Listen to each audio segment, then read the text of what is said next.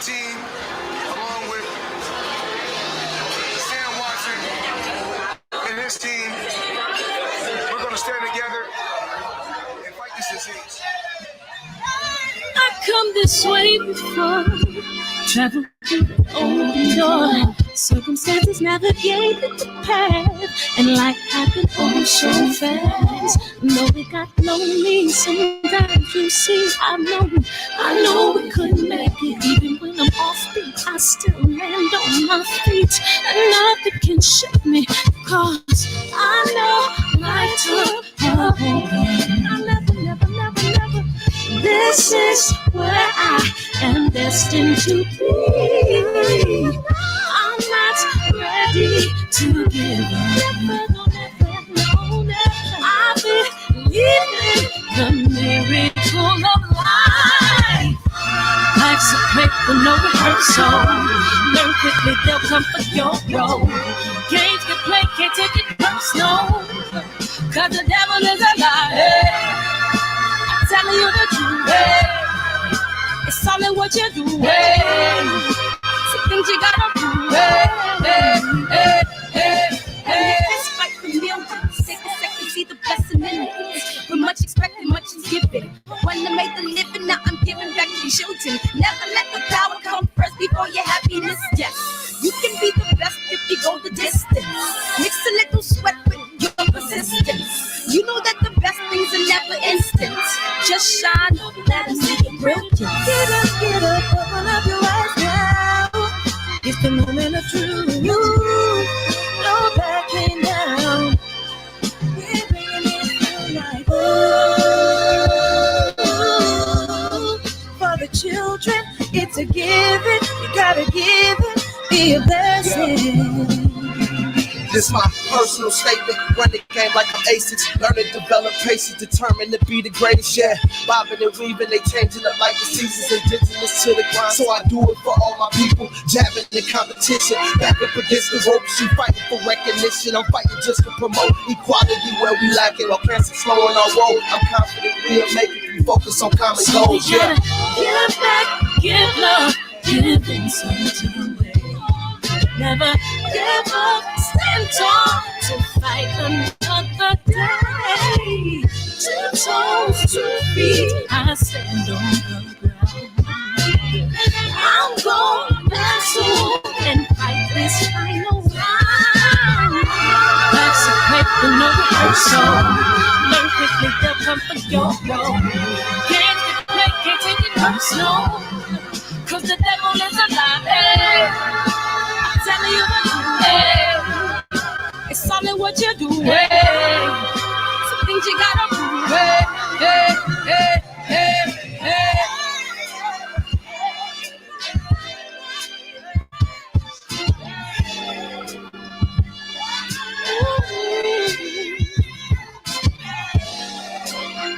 I'm gonna share all that I have and give to those in need. So we're gonna win this battle, fight that disease. No one can support you, don't leave me that's young. We got to leave it open door. I'm ready.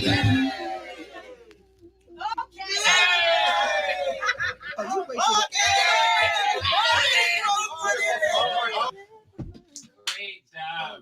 Yay. Oh my God.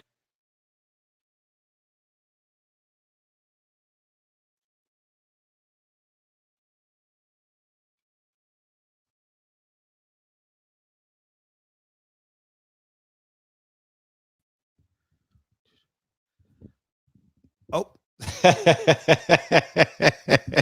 Barbershop conversations, man. I appreciate y'all coming in tonight, man.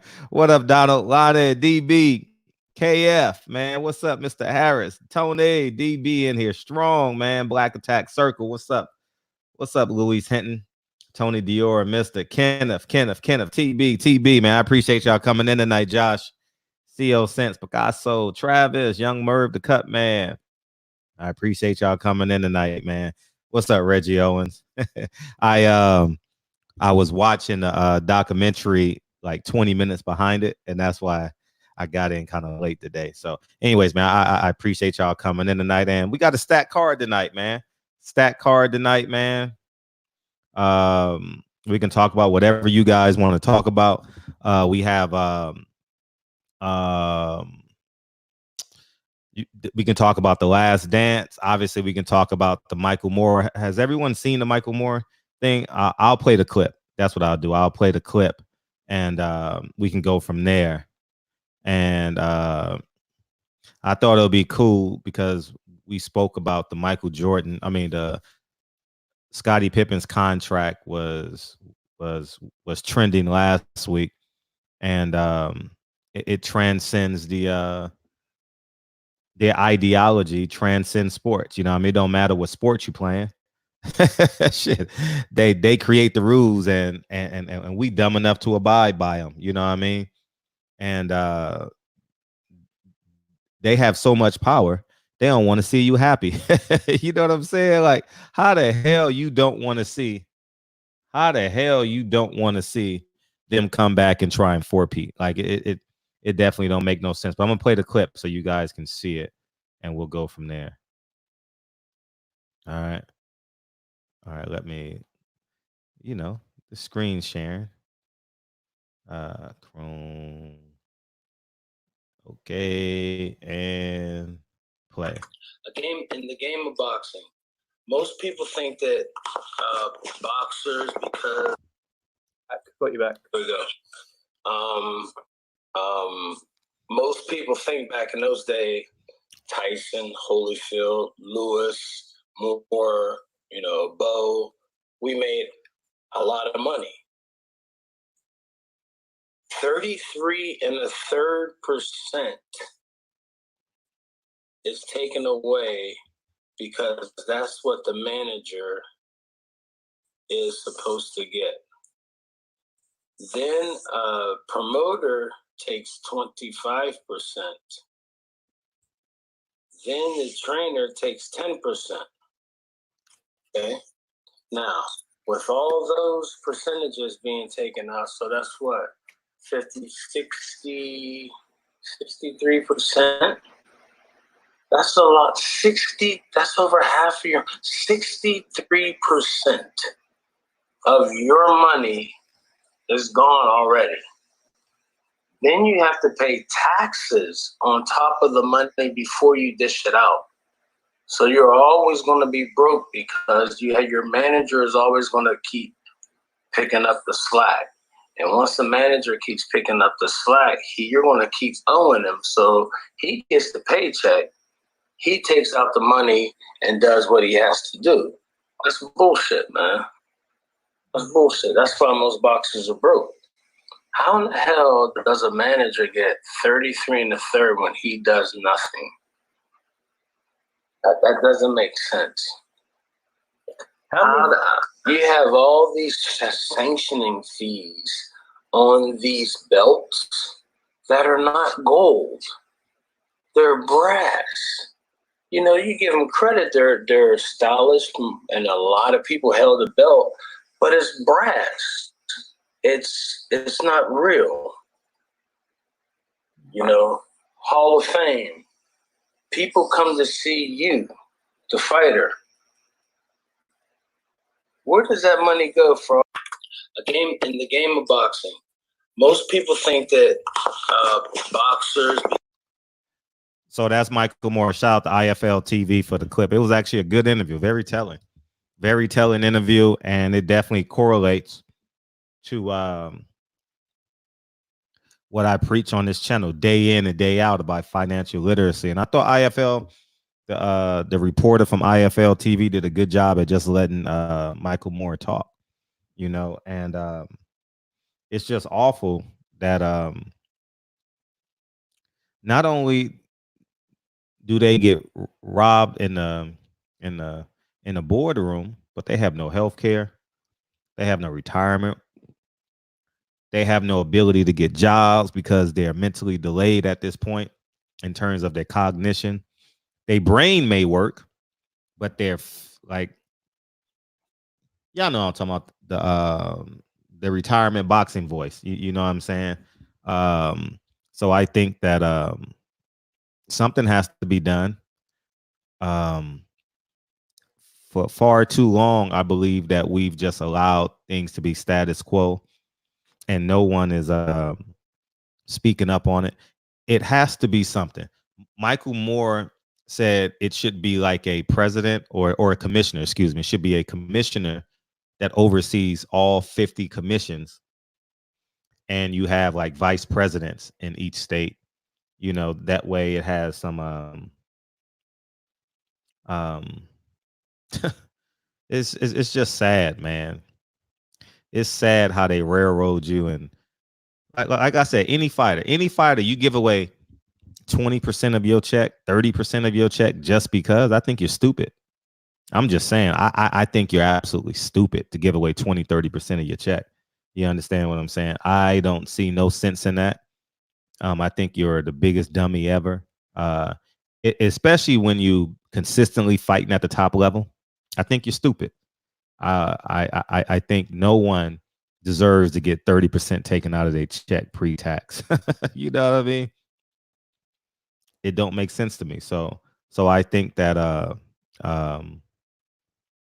I'm very interested to hear what you guys have to say as it relates to this topic.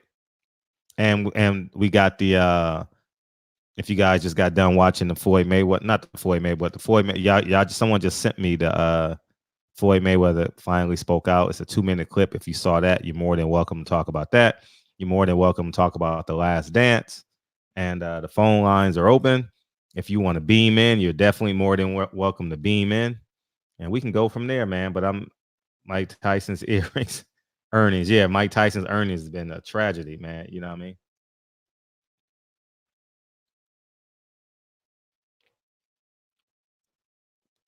Yeah, I want to talk about. I wanted to build on what we talked about yesterday, but I was like, damn, niggas just how these motherfuckers be getting raped like this? No one got the nerve to step in when you in the man. Listen to me. If I'm in a big fight like Michael Moore, because Michael Moore went back to, I believe he fought Evander Holyfield twice, if I'm not mistaken. My memory serves me correctly. Didn't he beat him one time? He beat him one time, and then he lost to. I know he lost to George Foreman, but I think Evander Holyfield avenged his loss, if I'm not mistaken. What's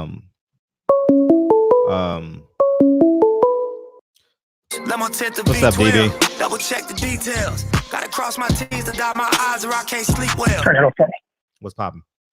What's going on, fam bam? Mm-hmm. So first thing I want to talk about real quick is the sanctioning fees. Maybe you can shed some light. So fighters pay sanctioning fees when they are so different champs pay different amounts for the sanctioning fees, or the sanctioning fees all the same? No, and do they change according to the state that they're in? It changes according to their pay scale, if I'm not mistaken. Okay. So the other day, I think, I can't remember, I believe it was 78. He was talking about how the sanctioning fees are working. Fighters would hold a belt, and that belt had a certain amount of prestige, and it also carried some benefits and bonuses, right? Uh-huh. But if you think about it, what these guys are getting charged, they're actually paying for all the upgrades on the hotels. They're paying for the meals that they're getting through that sanctioning fee, because the sanctioning bodies are not doing any work for it. You understand? So it's almost like free money. It's like, give me the money and I'll upgrade your hotel for you. Mm-hmm. Give me the money and I'll buy your meals for you. You understand? Yeah, you're right. I 1,000. Continue. Yeah. So that's just robbery. So I think, we have to, and again, I said this like 2 years ago, but we have to come up with a barbershop belt. We have to come up with a Silent Heroes trophy. We have to have an annual event, you know what I mean? Or a gala where we're celebrating our guys. You know, we have to have a new media trophy or a new media magazine versus that other magazine. You're right. You know what I mean? You're right. And it doesn't just have to be one thing. I was thinking about this. Tell me what you think. So instead of having a champion that goes, year round, we have something that we do annual, and there's a new person that's crowned each year, kind of like an MVP. Yep. So Deontay Wilder can be the MVP or the fighter of the year kind of deal for 2 years or 3 years in a row. You understand? Mm-hmm. I completely So understand. I think we need to start all kind of working on that. And I know you do a lot of stuff out of your own pocket, but I think it might be, I don't know, maybe do a morning chat or an afternoon chat or something where there's what's the button called? Not the Cash App. What is the button called? The PayPal? Super No, Chat. Super Chat, excuse me. Super Chat. Mm-hmm. So that we can all put in, because if we're going to have a convention, if we're going to have the barbecues, if we're going to have the backyard events, if we're going to have a barbershop, event, we got to have the resources for it. So we got to start doing that now. I know it's probably not the best time to start asking for it because of the quarantine and the whole pandemic lockdown, but at some point we got to start paying for it, because I use my thumb and I point to my chest and say, we are responsible for it. Mm-hmm. You understand? Facts. But at a time like this, and again, I didn't see that before you sent that today, but this is what we have to say. Big ups to Deontay Wilder, you know what I mean, for having Bomb Squad Promotions. This is what we have to say, big ups and respect to EJ for having Man Down and the Charlos and anybody else who's got their own thing going. Because everybody all of the fighters don't have the same sort of aptitude, like, what's my man's name in Philly that you went to go see? J-Rock and Brad. I'm glad you brought that up. I'm gonna talk about that. Thank you. Yeah. So everybody's not the Gary Russell Jr., you know what I'm saying? Where they have not only for them, but they also have management and their brothers and people that people that are in their circle that are going to help them to manage their finances and their business affairs, So for right now, we got to say big up to all of those dudes. And more than anything, I'm going to finish with this and I'll let somebody else jump in. But big respect to Uncle Al Heyman. He's hated and he's called the Black Hitler because he was taken away from all of the, it's kind of like I was watching some of the Avenger stuff. You have the heroes, the superheroes, the villains, and the anti-villains. And he's looked at. I don't know the way that he's a superhero for the boxers. He's just a hero for us because he's helping our guys that come from our community who will eventually are supposed to give back after. And they look at him as if he's a villain because he's taken away the money that they can't steal. You understand? Yeah. You there? I completely understand what you're saying. Okay. I completely get it. So, yeah. Anyway, man, that's my piece, but I definitely want to hear, your piece on that, and also have some of the brothers call in. Appreciate you. Drew Titan is on deck. All day. Bronx on deck. South Central LA. Right on. Facts. Level 10 to B12, double check the details. Gotta cross my T's and dot my I's or I can't sleep well. What's poppin', Drew? Yo, what's good? How you feeling? How's your health? Yeah, day by day, man. Day by day. It is what it is, man. But let's talk about Mr. Michael Moore. Everything he said, nice and calm, was from the heart, and he's been through it. Through that interview, all of that he said, that was basic math. And I dare anybody who managed fighters to come up and contradict what he says on any kind of platform, Facebook, Instagram, YouTube, all of that. And these motherfuckers want to try and sue Al Heyman for giving these fighters a voice and options to own themselves, educating them about the business. The return on that investment speaks volumes, man. This is why people love him. Fighters love him.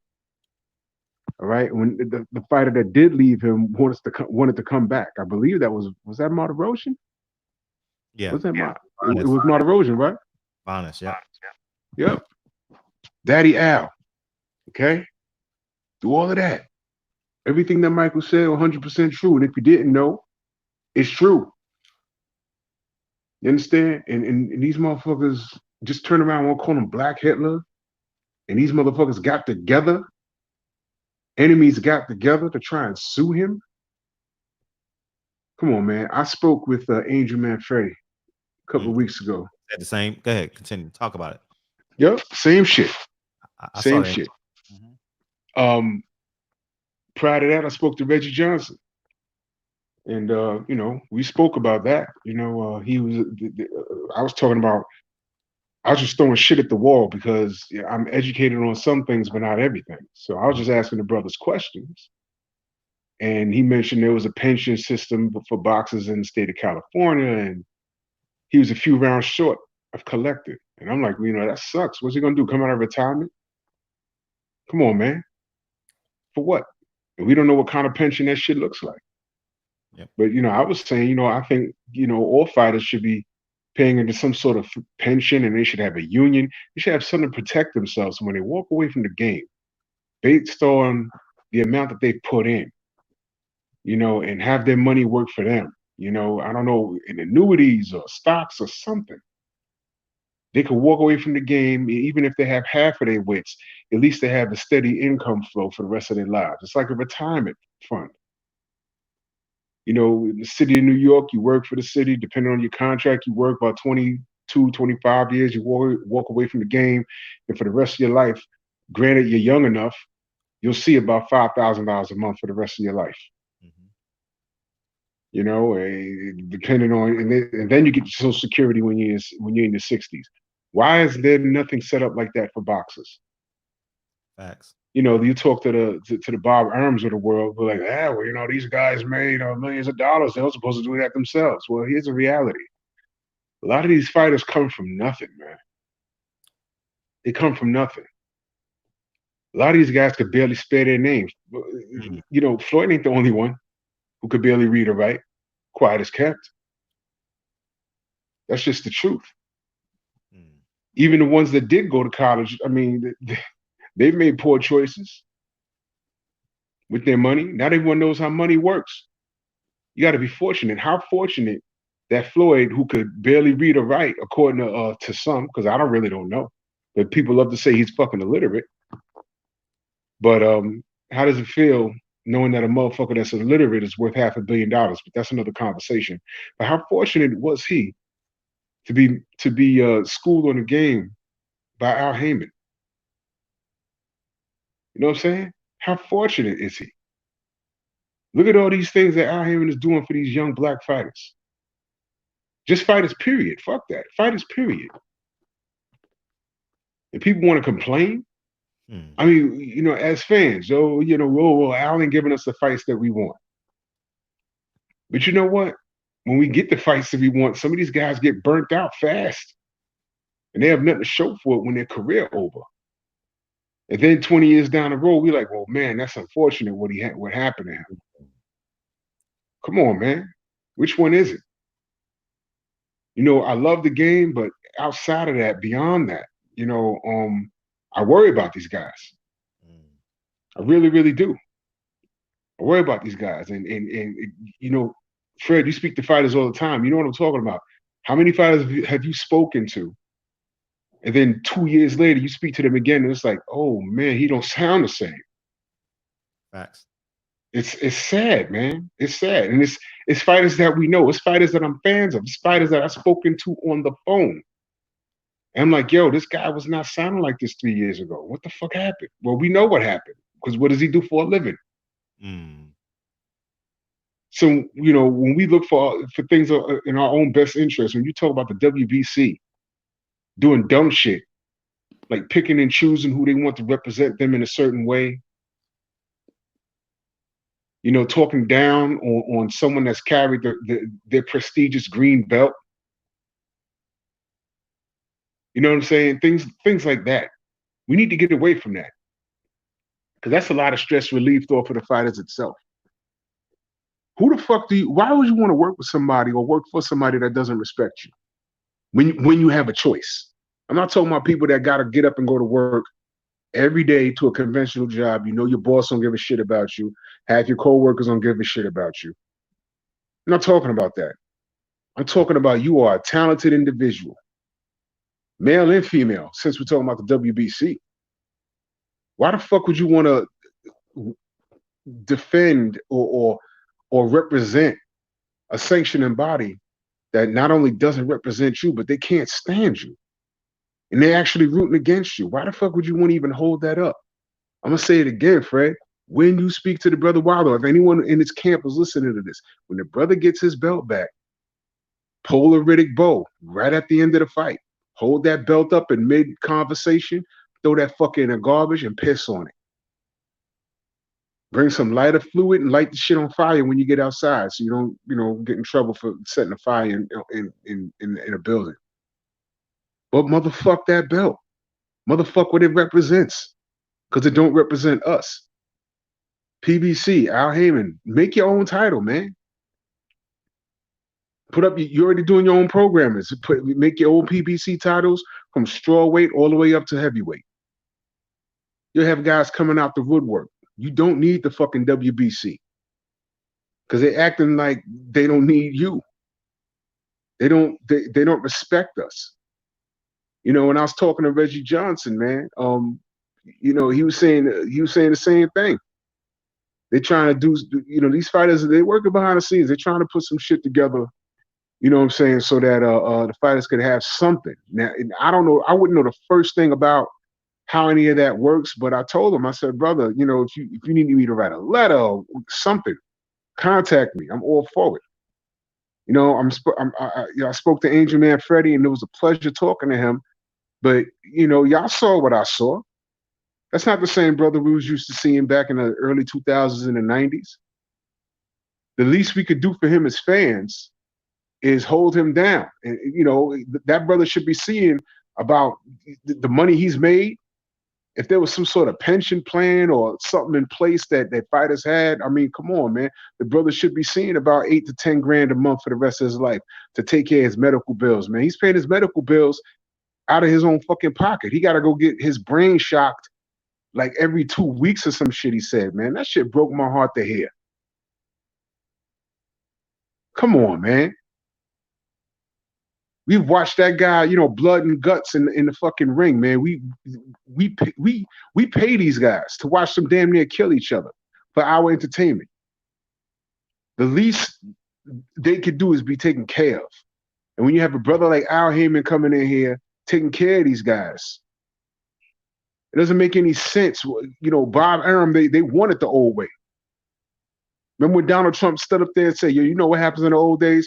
We would just belt them right in the face in the old days. Make America great again. The old days in the 1960s? Really? When my parents came up, the 1950s, my grandparents? You want to know what the old days? My aunt's 82 years old. I know about the old days. They told me about it. So when Bob Arum and Oscar De La Hoya is fighting Al Heyman, talking about leave shit the way it is, this is what you're talking about. Think about your favorite fighter that you used to watch on Boxing After Dark and just say, okay, I wonder where he at. Guess what? Look on Facebook deep enough. You'll come across some people. Go dig deep on Instagram. You'll come across some people.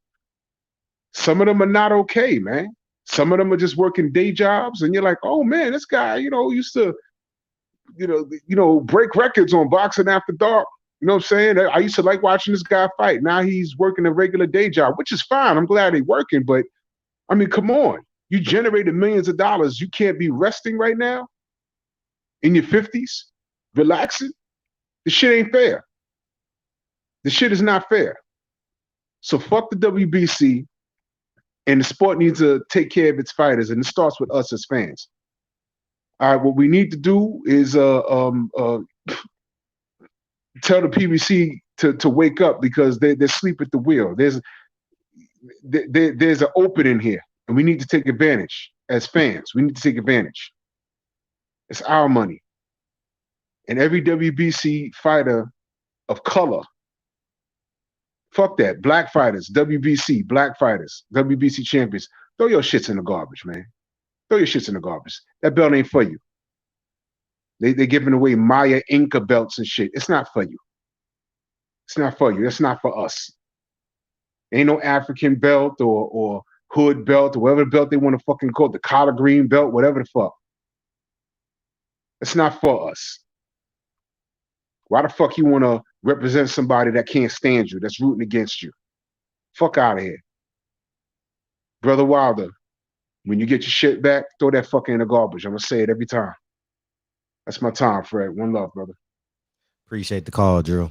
Yeah, that's real. You know what I mean? Why should we have to go watch some guy win a Mayan belt. You notice all their belts got like Latino connotations attached to them.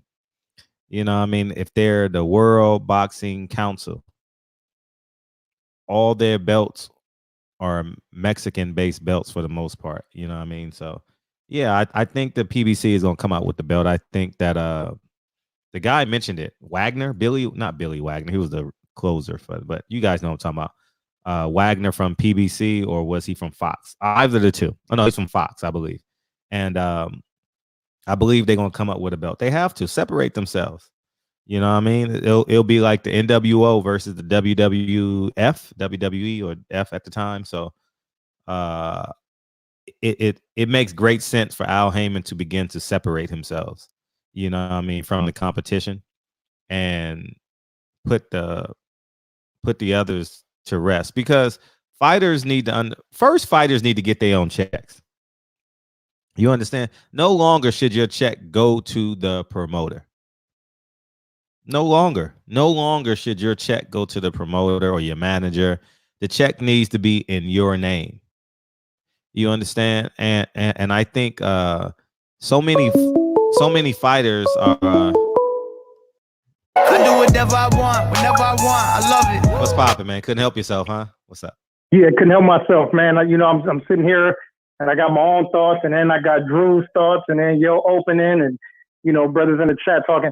Something else that I was thinking about, I forgot to say the other day. Mm-hmm. So there's 17 different weight classes, right? Sure. So if you look at it, there's 7 or 8 different black champs, at least that hold the WC belt. And we all know Deontay Wilder still got that belt. Mm-hmm. The Jermell and Jamal Charlo, EJ's got it. They reinstated Devin. Sir, Mr. Gary Russell Jr. Oh, wow. So damn, that's 5 already. Right? Yeah. So, these guys, so what we need to do is, and I was thinking this is only my dream, right? Because we live in a dream world, because the stuff don't ever happen the way we want it to. But on Juneteenth, it'd be great to have 2 or 3 of those dudes all on a fight card, and these dudes all win they belts.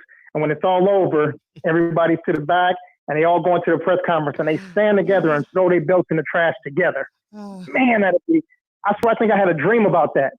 You know what I'm saying? Seeing Deontay Wilder and EJ and Jermell or Jamal all on the same card, and at the Staples Center, right? Because it's got to be here in LA. Mm-hmm. And then have Jamal and Gary Russell and Devin. Well, Devin's not a PBC, but he's basically his own. He could do it. And have these dudes in a Madison Square Garden, have them on the East and the West Coast, and at the same time, you know what I'm saying, everybody tune in. These dudes throw all of them WC belts, pieces of crap, brass, metal, good for nothing belts in the trash. And on that day, these dudes are presented with a PBC belt, a barbershop Silent Heroes trophy. Mm-hmm. You know what I'm saying? Anyway, that was just in my head, and I was all fired up about it, walking around the living room, you know what I'm saying? And I had to call back in and get that off. There's too much to put in the chat. Yeah. Anyway, I'm far back. Appreciate you. I got a show today. It's all I'm trying to do. Hustle and motivate. What's poppin', dog? What's up, Fred? How you doing? I'm feeling great, man. How's Ramadan? It's good, Fred. This is day number 3. You know what I'm saying? Just getting used to it. My body's getting used to it. So I'm feeling good about it right now, man. I'm doing good. The family's straight. You know what I mean? I can't complain. But I got to touch on this topic with Michael Moore, man. Michael Moore was the first Southpaw heavyweight champion in the history of boxing. He moved up from light heavyweight. He out of the Crunk gym with Emmanuel Stewart. He had knocked out everybody at light heavyweight. Every fight at light heavyweight he won by knockout, considered to be one of the greatest light heavyweight champions of all time. Then he moved up to heavyweight, and he won the heavyweight title, a unified heavyweight title against Evander Holyfield. It was a hell of a fight against Evander Holyfield. He beat him. He actually got knocked out by George Foreman. That was another big fight. So at the time, Michael Moore was the best heavyweight in boxing at one point. He was a unified champion. He just beat Evander Holyfield. Then he took a loss against George Foreman. He bounced back with a victory over Alex Schultz and became the IBF champion again. So he was a 2-time heavyweight champion. Hall of Fame fighter, and it's just sad to hear that, you know, he's not doing good. Fighters out here getting cheated, you know, and they out here risking their lives in the ring. We just seen what happened last year. Patrick Day died in the ring. We seen a lot of fighters die, not just Patrick Day, but it's unfortunate that these fighters are out here, you know, putting their life on the line and they're not getting what they deserve. You know what I mean? So I'm just disappointed in the sport of boxing, man. We've seen a lot of fighters get mental damage, you know, such as Meldrick Taylor, Gerald McClellan. These guys, Meldrick Taylor was an Olympic gold medalist. You know, he got robbed against Chavez and everything went downhill after that. And you spoke about Pernell Whitaker, one of the greatest fighters. And look what happened with Pernell Whitaker. Pernell Whitaker, he wasn't given what he deserved. You know what I'm saying? One of the greatest fighters of all time. And he got hit by a car, ended up dying. You know what I mean? He, you know, for a fighter of that magnitude, he shouldn't be out there walking in the middle of the street around that time of night and get hit by a car. You know what I mean? So it's just unfortunate, Fred. You know what I mean? You know, we got to do better taking care of these fighters. Fighters got to do a better job managing their money. And we got to clean up the sport of boxing. I think, you know, you will be a perfect person to have, you know, a part of these fighters, you know, a part of their teams, help them with these type of situations, Fred. You know what I mean? And, you know, to just talk about Scottie Pippen real quick, and his contract that he accepted was a 7-year deal for $18 million. I can't hear you on mute, Fred. No, I was like $18 million for 7 years. That's ridiculous. And he was one of the top 5 best players in the world at the time. They said it was over 100 players getting paid more money than Scottie Pippen. That shit is ridiculous. And the Chicago Bulls wouldn't even restructure his contract. You know what I mean? So that's just ridiculous what goes on in the sport. You know what I mean? And just to switch things up with you real quick, I want to know your thoughts on Jamal Charlo calling out Benavidez, saying he's going to move up to 168 pounds. What do you think about that situation? I think that's a ploy. I think they need to give him Canelo. Fuck the bullshit. They doing all that dancing. Give the man Canelo. He's been waiting 2 years, 3 years. Give the man Canelo, and let's just move boxing forward. You know what I mean? Like, I'm not gonna promote that fight. You know, at least I don't think I am, in terms of like not putting that. Excuse me, Stan. Let me correct myself. I'm not putting that fight before the Canelo fight.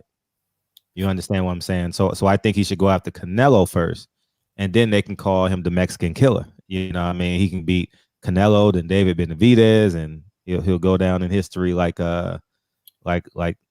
Manny Pacquiao and Roger Mayweather. You know, so hell yeah. I feel you right there. You know, Canelo first, but in the future, I would love to see that fight between Charlo and Benavidez. You know, Charlo, undefeated fighter, Benavidez undefeated. You got a black fighter, you got a Mexican fighter, that just like Canelo, that'll be a big fight. And hopefully we can see these big fights happen, man. Fred, appreciate you, brother, and I'm gonna tap in with you tomorrow. All right, appreciate you, bro. Thanks for calling. All right, one. Lemon tint to B12. Double check the details. Gotta cross my T's and dot my I's or I can't sleep well. What's popping, dog? Yo, what's going on? What's going on, Fred, man? I thought I'd just come in and add my 2 cents, man. Onto what you're talking about, man. So over in the UK, yeah, we have this thing, yeah, right? Because I'm a license holder for the British Border Control, yeah. What does that mean? What does that mean? That means I'm a pro trainer, man. I'm a pro trainer, right? So you can train fight. Yeah, I can train. I'm also an amateur trainer as well, right? Okay. So you know, it's everything, yeah. So how it works, and I can put it like this: see, Anthony Joshua, right? He self-manages himself. So when you first sign as a fighter, you have a manager and you have a promoter. But after about, I think it's after like 7 fights, you can manage yourself. So that means you don't have to give. And also it works like so: you give your manager 25%. And you give your promoter 25%, and you give your trainer 10%. Wait, time out. Is that standard in the UK? Yeah, standard. Yeah, standard. Yeah. Like when you copy and paste a contract, it has 25, 25, and 10%. Yeah. Oh, That's geez. how it is. That's why you see with Josh Taylor. That's why he left the McGuigans, because they were killing him. Check this one, right? So Barry McGuigan was the promoter. I don't know Shane much McGuigan. about. No, I'm just trying to say the family. They're No, showing no, you. no, I just don't want you to forget a detail, because I'm saying like you're talking to an American audience, so like take your time, and explain. That's fine. Okay, all right. So, all right, let's stick with Anthony Joshua. So again, when you first sign, you have you're supposed to sign with a promoter, and you have to have a manager, and the trainer is optional. Like, trainers don't really get contract. You can get a contract with the trainer, but the trainer is optional. But a manager you must have, and the manager must give you within, I think it's like 3 years, 3 fights a year, right? And the promoter obviously be with a promoter, and both of them get 25% of your money. 10%, the 10% of the money. The trainer does all the hard stuff now, the grafting, and he gets 10%, right? So how it works is that, like, if you look at Josh Taylor, he was in the World Boxing Series Super Series against Regis Progress, right? The Barry McGuigan family, Barry McGuigan was the promoter. Barry McGuigan was the promoter. His brother was the manager, and his son was the trainer. So how much is that? That's 25, how much? 25, 50, 60. Was that 65? 65? Was that, so my maths is going. So 25, 25, and 10 is 60. Yeah, 60, right? So that's how much they got of him, of his money he earned in the Super Series. So that's how it is. Now, like I said, after 7 fights, right? When you first start, so after your 7th fight, you don't have to have a manager, right? So that's what Joshua was doing. So when Joshua was fighting, and this is what Eddie Hearn does. Eddie Hearn don't care about legacy. All he cares about is making the fighters get money. So when you're with Eddie Hearn, he said you don't need a manager. That's why he was able to get the Kell Brook and the Triple G fight easily, because he just called Kell Brook, because Kell Brook is his own manager. That's how Eddie Hearn gets these fights, because Eddie Hearn doesn't want to deal with the tangles of the management. So he tells his fighter, manage yourself, right? So that means you save 25%. So you only give me 20, which is a good thing. But at the same time, your health, because usually when you have a manager looks out for you, says, no, you shouldn't take that fight. That fight's dangerous. But the fighter would never say no. Imagine, so look at this scenario. I'm not saying Eddie Hearn did this, but he called Chris Eubank Jr. was supposed to fight Triple G, right? He was supposed to fight Triple G, and he's giving it a holy headache, right? Kell Brook said, "Hey, Bobby, I'll fight him. I'll fight Triple G. I think I can beat him, Bobby," right? So Eddie Hearn looked at him and goes, "Really? Really, you think you can beat him then?" He goes, "Yes, Bobby, I think I can beat Triple G." So Eddie Hearn called him and said, "You sure you want that fight, Kell?" He goes, "Yeah, I'll take it." Bang. I'll take that fight. Got rid of the Eubanks and put Kell Brook and his IBF welterweight title. Because you still keep your IBF welterweight title. Now you got a chance for glory to beat Triple G. And that's how Eddie Hearn gets these sort of fights, which is good. He saves the money, but at the same time, it's a risk where, your fighter is kind of, you're not smart enough, you can get hurt. So that's what happens. And also with Eddie Hearn, what he does with a lot of the fighters, he tells them to invest in land and real estate, which is good. There's another fighter his dad actually looked after, called Frostus and Popo, right? I'm talking about Barry Hearn now. And a lot of the fighters, you can see that at the end of their career, and he's got a big house in Essex. That's outside London. It's got land and everything. And he tells them to invest in the land. And I think Frostus and Popo's got his own farm. So it really comes down to who you're around, especially if you're with Al Heyman and he's got a lot of business tangles. And after fighting, he can push you in the right way. Like, he's look at his fighters, he's got them into doing commentary and stuff like that. That's great. But all the other fighters, who are not have that kind of savvy, it really does look bad. I've talked to Angel Manfredi as well, by the way. When he changed his life away, he goes to church and he's a pastor and stuff like that. And he used to hang out with Kid Rock, because they're both from Indiana, and used to do their thing. But when they're on the way up, it's all great. But when they're on the downslide, no one wants to be a part of them. That's the sad side of boxing. So you really need a good circle around them to steer them in the right way. And you know what I'm saying? Like, and also I saw the interview with the guy was on the early run with Michael Nunn, and obviously what happened with him. He was on the way to be the superstar, pound for pound, everything. Gonna have a fight with Leonard, and then he got derailed by James Toney. Even though he got a belt back later on, it was never the same again. Caught selling drugs or whatever, and then he went to prison. So a lot of times, the fighters, the fighters are sometimes their worst enemy, but at the same time, it's all about around them. Like, if you look at Jeremy McLennan before he came to the UK and lost to Nigel Benn, he bought a house. Luckily, he bought a house. You know what I mean? But then what did he do though? He got rid of Manny Stood because of what? He didn't want to pay him the money. You see what I'm saying? So a lot of times fighters are great fighters, but you need great people around them when they're in these things to steer them away from these sort of things. And it's not easy because you got a lot of people pulling them in directions, you know, and the fighter can't see the wolves in sheep clothing. So after their career is over, and us as fans, we feel like, yo, how come you're not doing that? Didn't we see you earn this amount of money doing this, that, the other? But the thing is, yeah, they spending more than they're getting. You know what I'm saying? And no one's because everyone around them is taking. You know what I mean? I'll give you an example, right? So Andy Joshua on the come up, right? I was around Andy Joshua when he was going to fight Dillian White, right? For the first fight.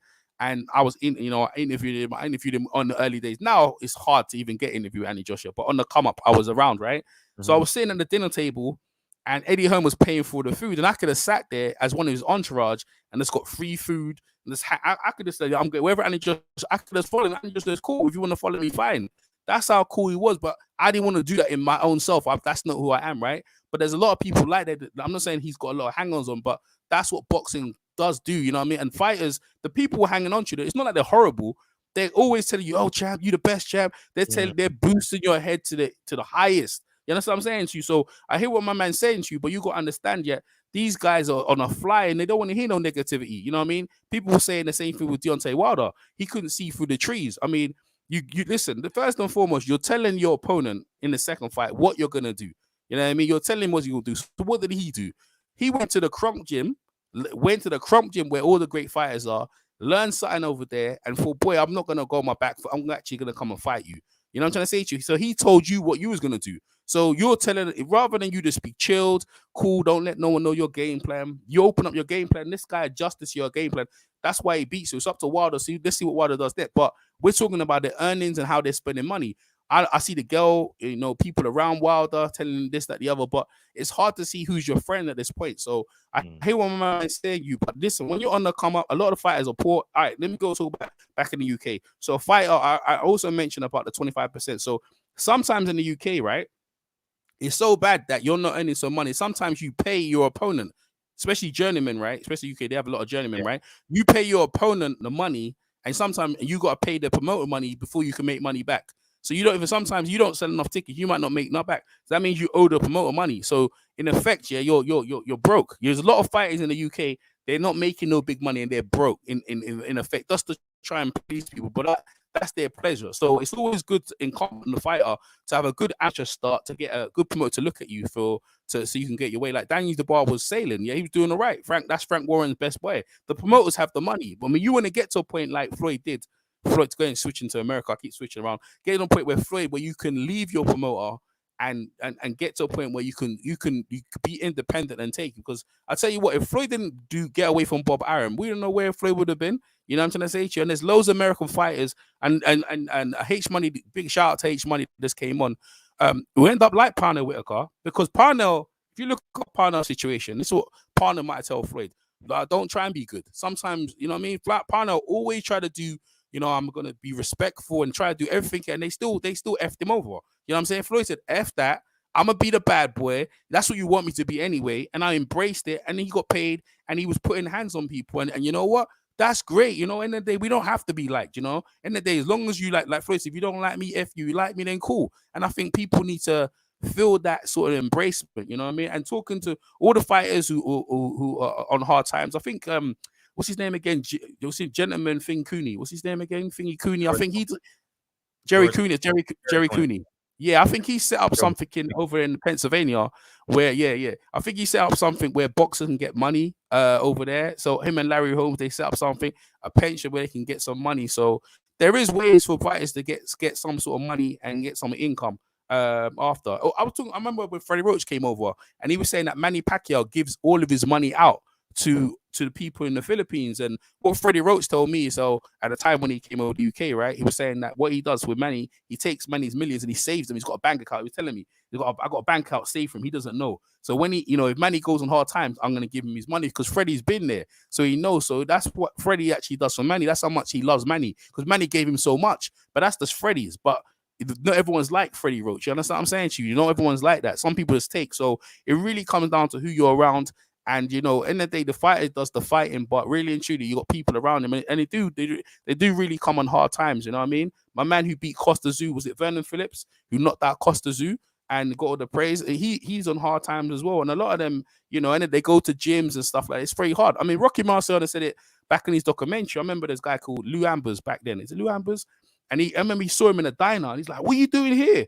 And this is Rocky Marciano as the heavyweight champ. What are you doing here, man? You should be looked after. You should be praised. He goes, nah, man, things don't work out. You know, I got to learn a living like everyone else, you know. So, you know, the glory days are there, but after, you know, you have to come back to reality and start working. So, hey, man, I hear what you said. It's all about decisions in life, but we do appreciate these fighters and then but, you know, our lives are short, man. But, hey, man, hey, shout out to everyone in the chat. Hey, thanks for letting me come over and give my 2 cents and appreciate it, bro. Sure. Yeah, sure, all the time. Yeah, man, we got it. You know what I was thinking about when H Money called in? I mean, not H Money, DB called in. Imagine if the Charlos, Spence, Haney, and Russell created their own WBC minor union and say, these are the demands we want, and if we don't give them, we're giving up the belt. You know how much hysteria that would cause? I'm gonna do a video on that. You know what I mean? You know how much hysteria that would cause in the sport of boxing? You know what I mean? That's basically equivalent to a holdout. You know what I mean? We want a retirement pension. What you gonna do? That will put all the pressure. We need health care. Ooh-wee. That would be insane. And the fighters don't see the fighters don't fully grasp this shit now because they're young.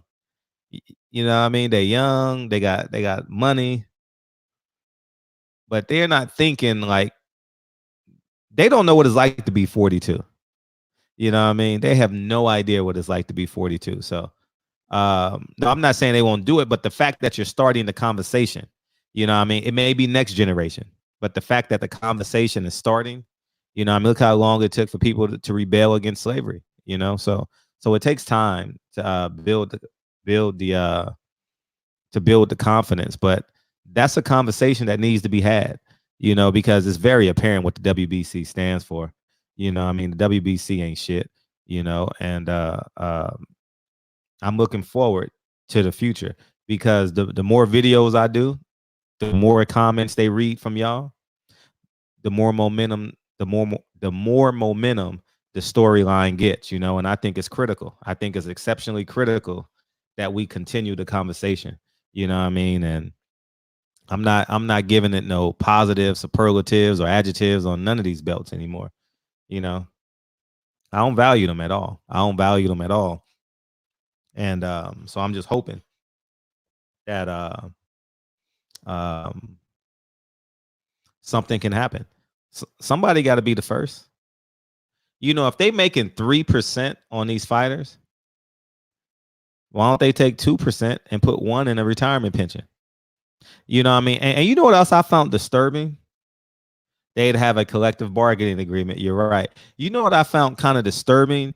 And your initial response is, hey, that's cool. The women, if you win a WBC belt, the women don't pay sanctioning fees.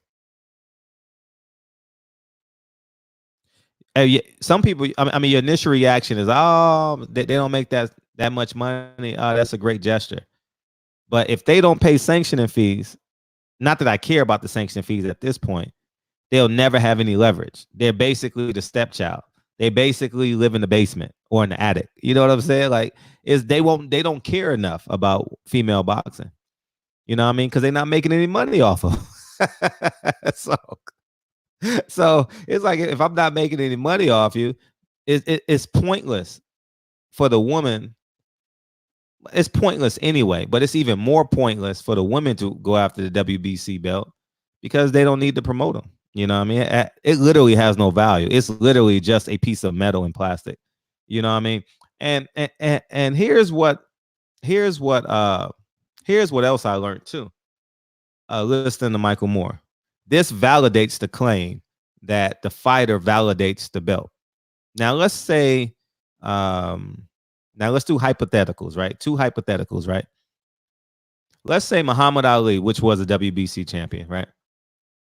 He went on hard times and he had to auction off his belt, right?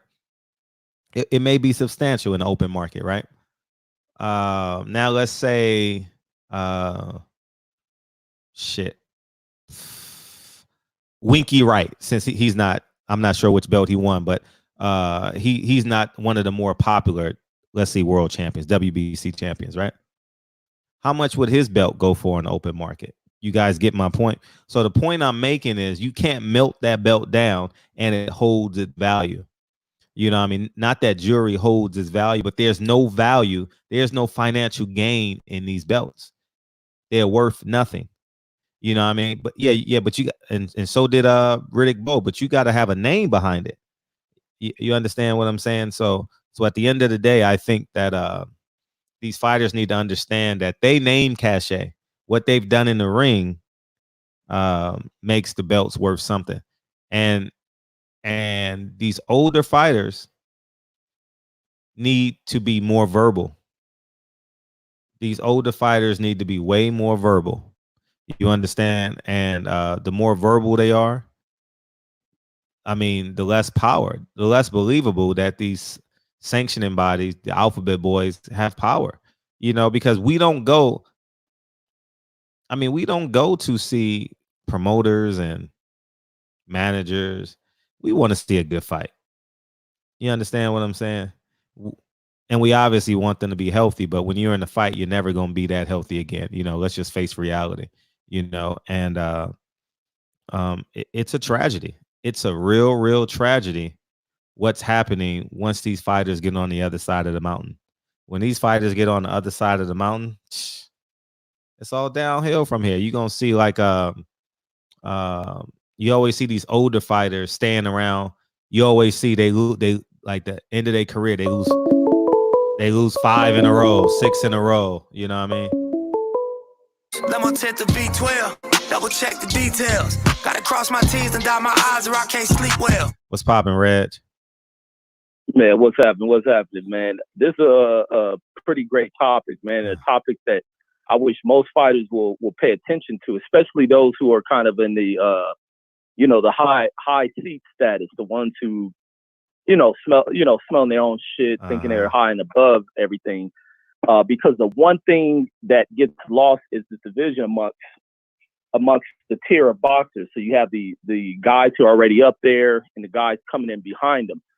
There's this loss in the gap. There's the crumbling of the bridge gap. They don't communicate with each other. Knowledge isn't passed along.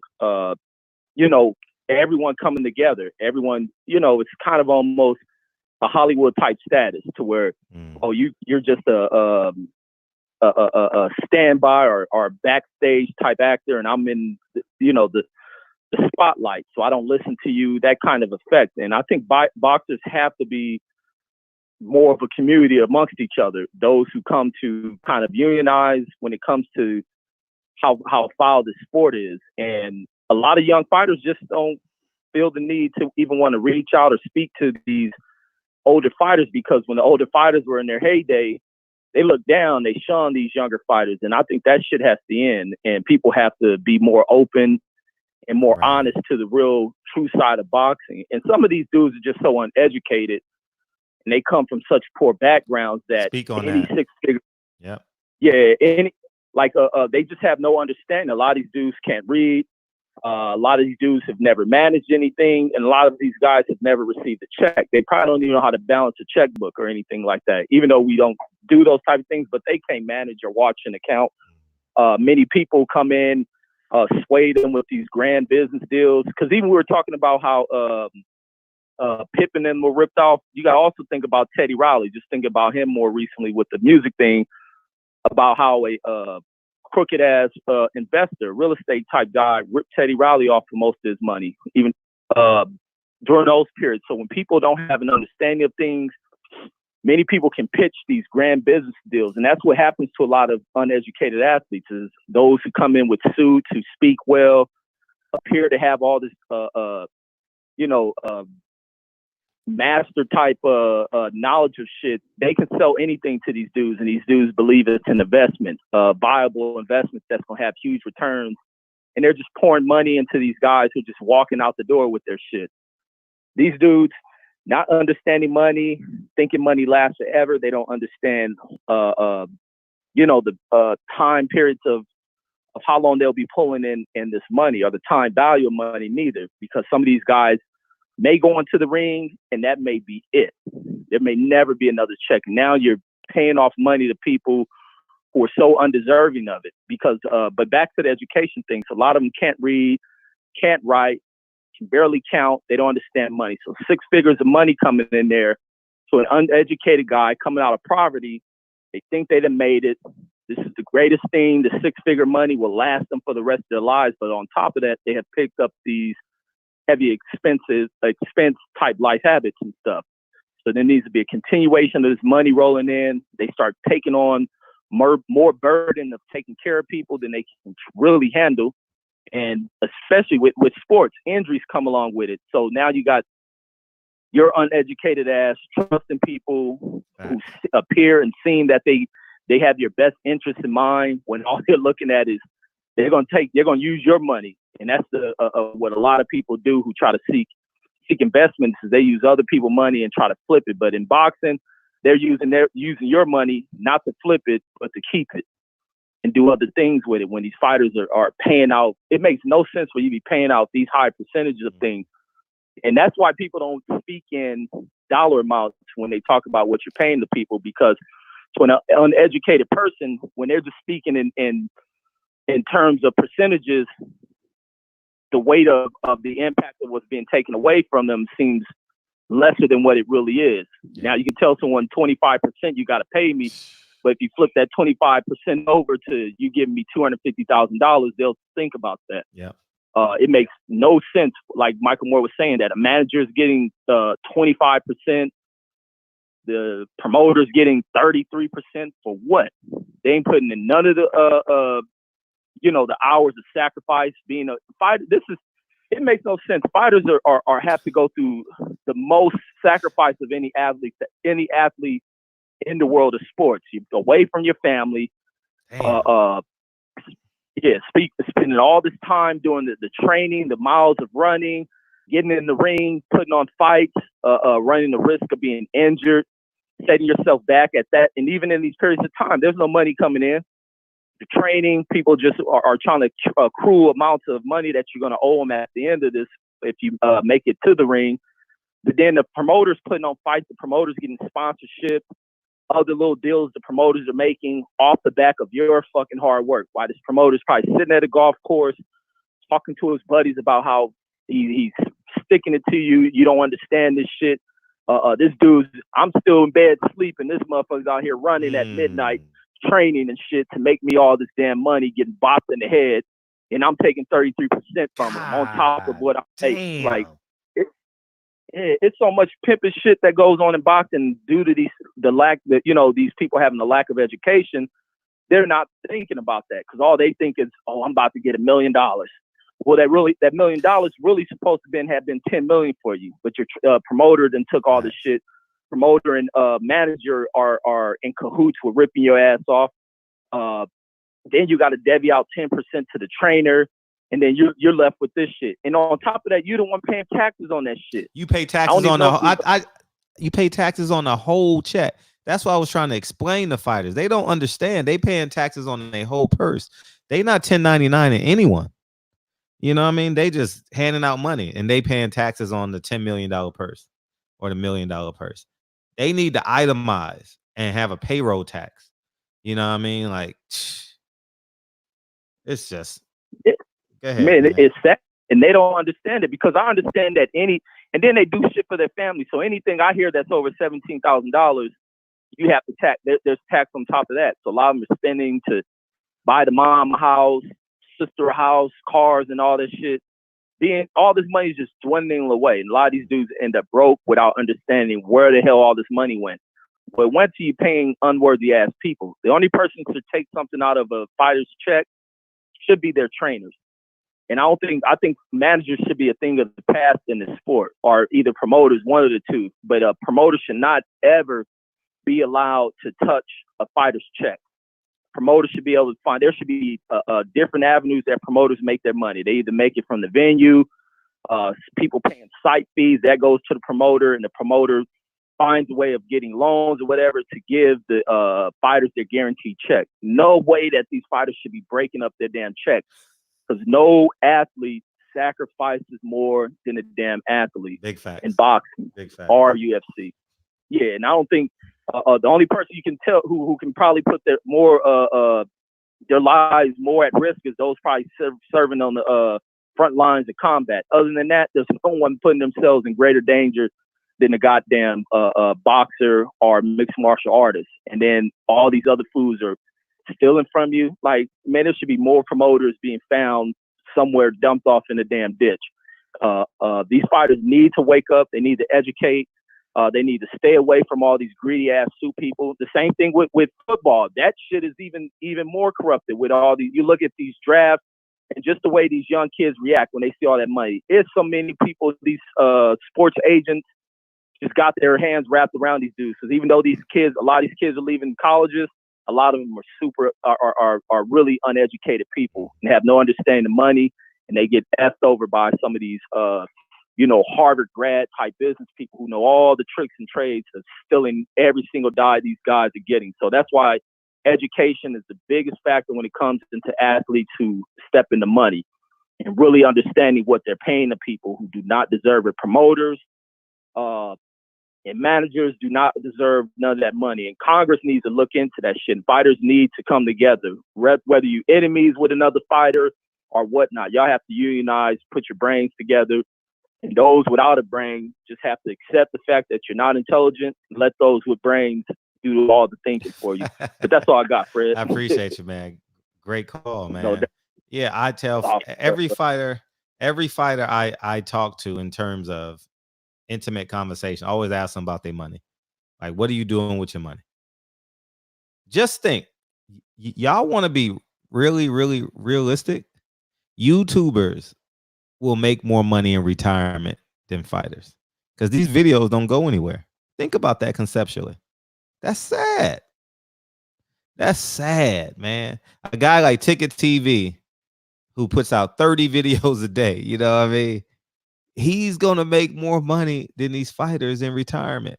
You know what I mean? Or Ellie, he puts out 100 videos a day.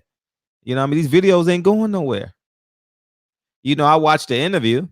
So now, so what am I going to do? I'm going to go watch Michael Moore versus George Foreman. I'm going to go watch Michael Moore versus Evander Holyfield. See how the thread just keeps going and going. So I think that something has to be done. When a YouTuber is going to make more money in retirement than you, man, that's not that there's anything wrong with it, but when you put it in perspective, like, how can the heavyweight champion of the world not be making more money than me? You know what I mean? I'm a fan. I'm simple enough, you know? So I think that something has to be done. I'm waiting on a fighter to take the lead. Yeah, Master P was my dude. Master P was a real brother. He tried. He didn't have the right people around him. He didn't have the right temperament at the time neither. You know, he was a little bit younger, a little bit more brash, didn't know how to communicate, kind of like LeVar Ball. You know what I mean? I spent 2 years with P. I trained Little Romeo for 2 years every day, you know, and Master P is a genius, man. He's a genius in that his work ethic matches his intellect, and a lot of times outworks his intellect, you know. Yeah, he was that dude, man. Let my tent to B12, double check the details. Gotta cross my T's and dot my I's or I can't sleep well. What's poppin'? What's poppin', Fred? How you feel? Jeffrey Lakes. I'm good, man. I'm just this type stuff gets my blood boiling. Okay. No, serious. Too many parallels for me to the music industry. Oh. And, you know, I'm that guy that the record companies never wanted their artists to come to for education on the business of music, because they know that they were going to have to come out their pocket. And so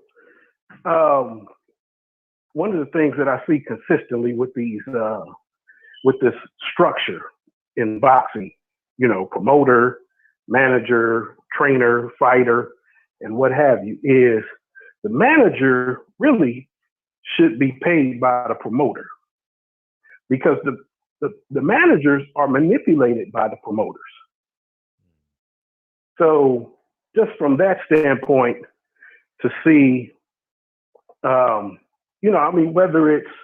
whether it's how they offer them fights, and then how their money escalates, and they tie extensions into big fights, so they'll get a bump, but they'll get an extension, which only really extends the contract and extends them at their minimum. So they're not really renegotiating.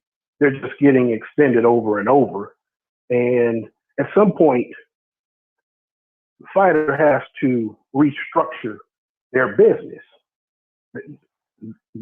Their fight career is their business, and they have to restructure it. And a lot of times, they don't do it out of a false sense of loyalty that needs to evaporate.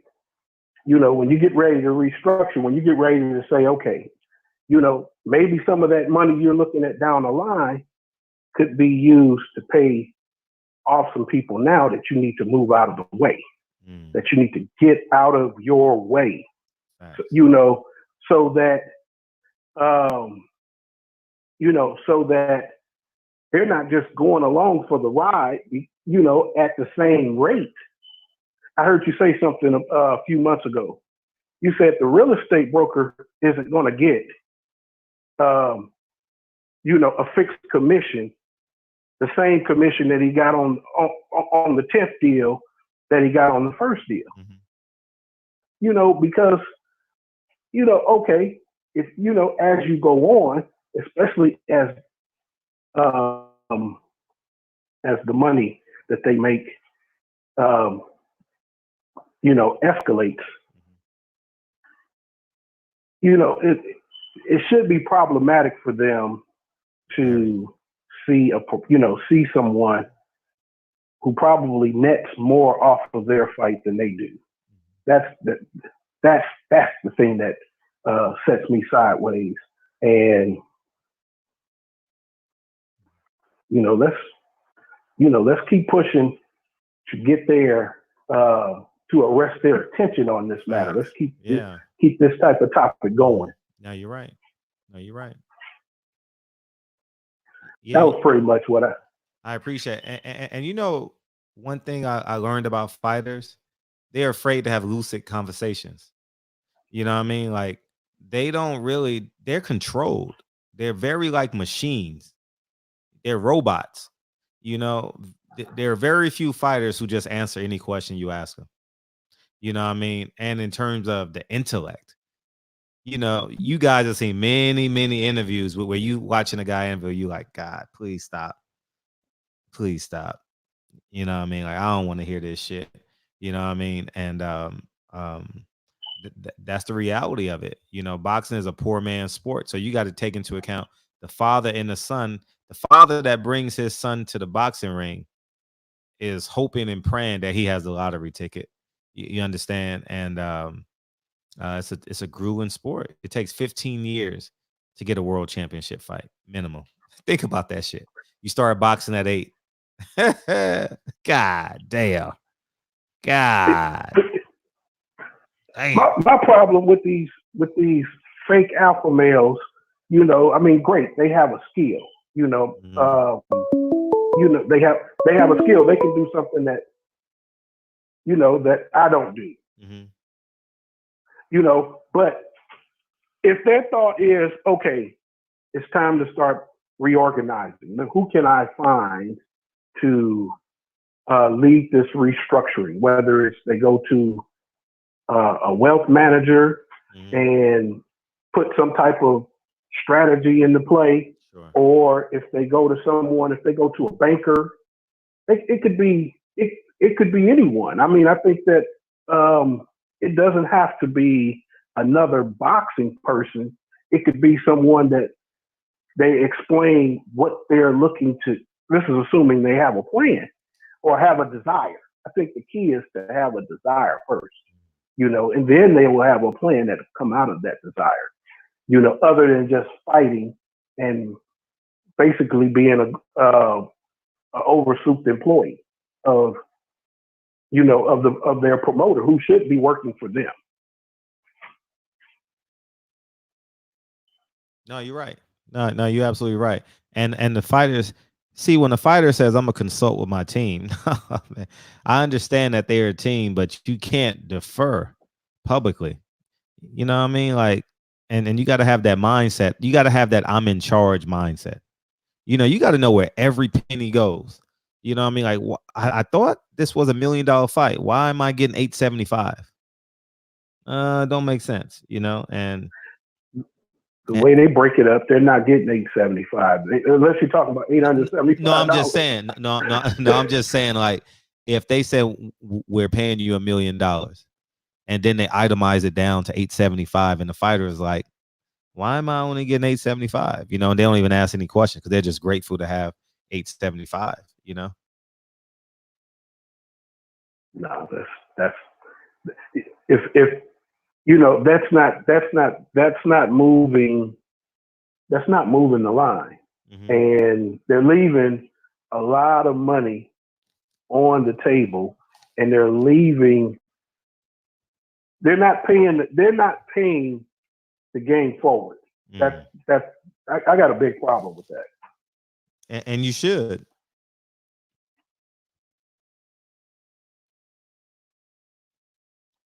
I don't know why I can't hear you. You can't hear me?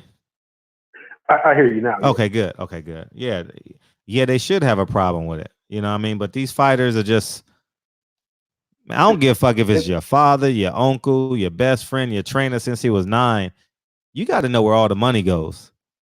You know what I mean? And on a lot of levels, it's the same thing in the music industry. I took them to task years ago that you guys could floss your big record. You could floss your deals that are here today that you get bought out of tomorrow, but we don't own distribution in this game. So unless you guys are talking distribution, pull your chest back in, because you're not impressing anybody for real. It's a news, it's a headline today, and it's a footnote tomorrow. Yeah, you're right. All right, Fred, I'm gonna let somebody else get in on this, but I couldn't sit on the sideline. No sideline stories. I appreciate you. Thanks, Jeff. All right, appreciate you, dog. Yeah, one. Yeah, man. It's just I pray this generation fighters get it. I pray that they get it, man. And I don't even think the media, and I'm talking about media as a whole, has the ability to have this question in terms of aptitude. Let my 10 to B12, double check the details. Gotta cross my T's and dot my I's or I can't sleep well. What's up, man? Hey, what's up, Fred? This is Broderick. Yeah, how you feel? I just want to talk about the education because I think that the lack of education and deferring to, like you said, the team and the managers create a situation where they don't know. Mm-hmm. And that's how cats get ripped off by relying on financial managers. Like you got Kevin Garnett, who lost $77 million to his manager. Guys getting ripped off all the time, and it's something that Nipsey Hussle talked about is like knowing the business that you're in. Mm-hmm. And so when you know the business, it creates a situation where you know how to move and how to build your leverage up. Mm-hmm. Because when you get into the boxing game, a lot of times you may not have any resources, you may not have any capital, and someone comes to you with a bag of $10,000 or $50,000, you may take it and then sign a long-term contract and basically screw yourself. Yep. And so you got to know the game before you come into it, because it's not really a game. It's not really a game. It's a business. Now, you said something about being payroll and employee. I think that every boxer should be getting paid into an LLC. Oh, big time. At least they, or nonprofit. At least they have the right, because they can pay themselves as a W-2 employee, and then figure out the tax situations amongst there. You can get your health care through your LLC. You can set up a SEP IRA or 401k, however you want to set up so you can fund your retirement. And then And they're just living a simple lifestyle. Too many times, like when I see these cribs or these behind these all accesses with the boxers, they have great big houses, they have 5, 6 cars. And unless they're leasing those cars, that's just a depreciating asset. And that's just dumb, to be quite frankly. And there's this old documentary that was filmed with Ali and Larry Holmes.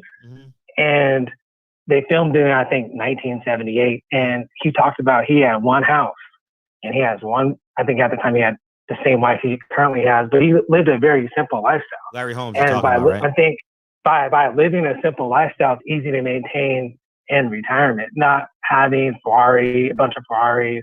Like I saw something on Mikey Garcia. He had 3 Ferraris, 2 were the same model, I think different colors. That's just, unless he's leasing those vehicles through an LLC, that's just dumb. And so by living a simple lifestyle, it creates it's easier to maintain when the checks stop coming in, because you're not going to fight forever. The checks are going to stop coming in.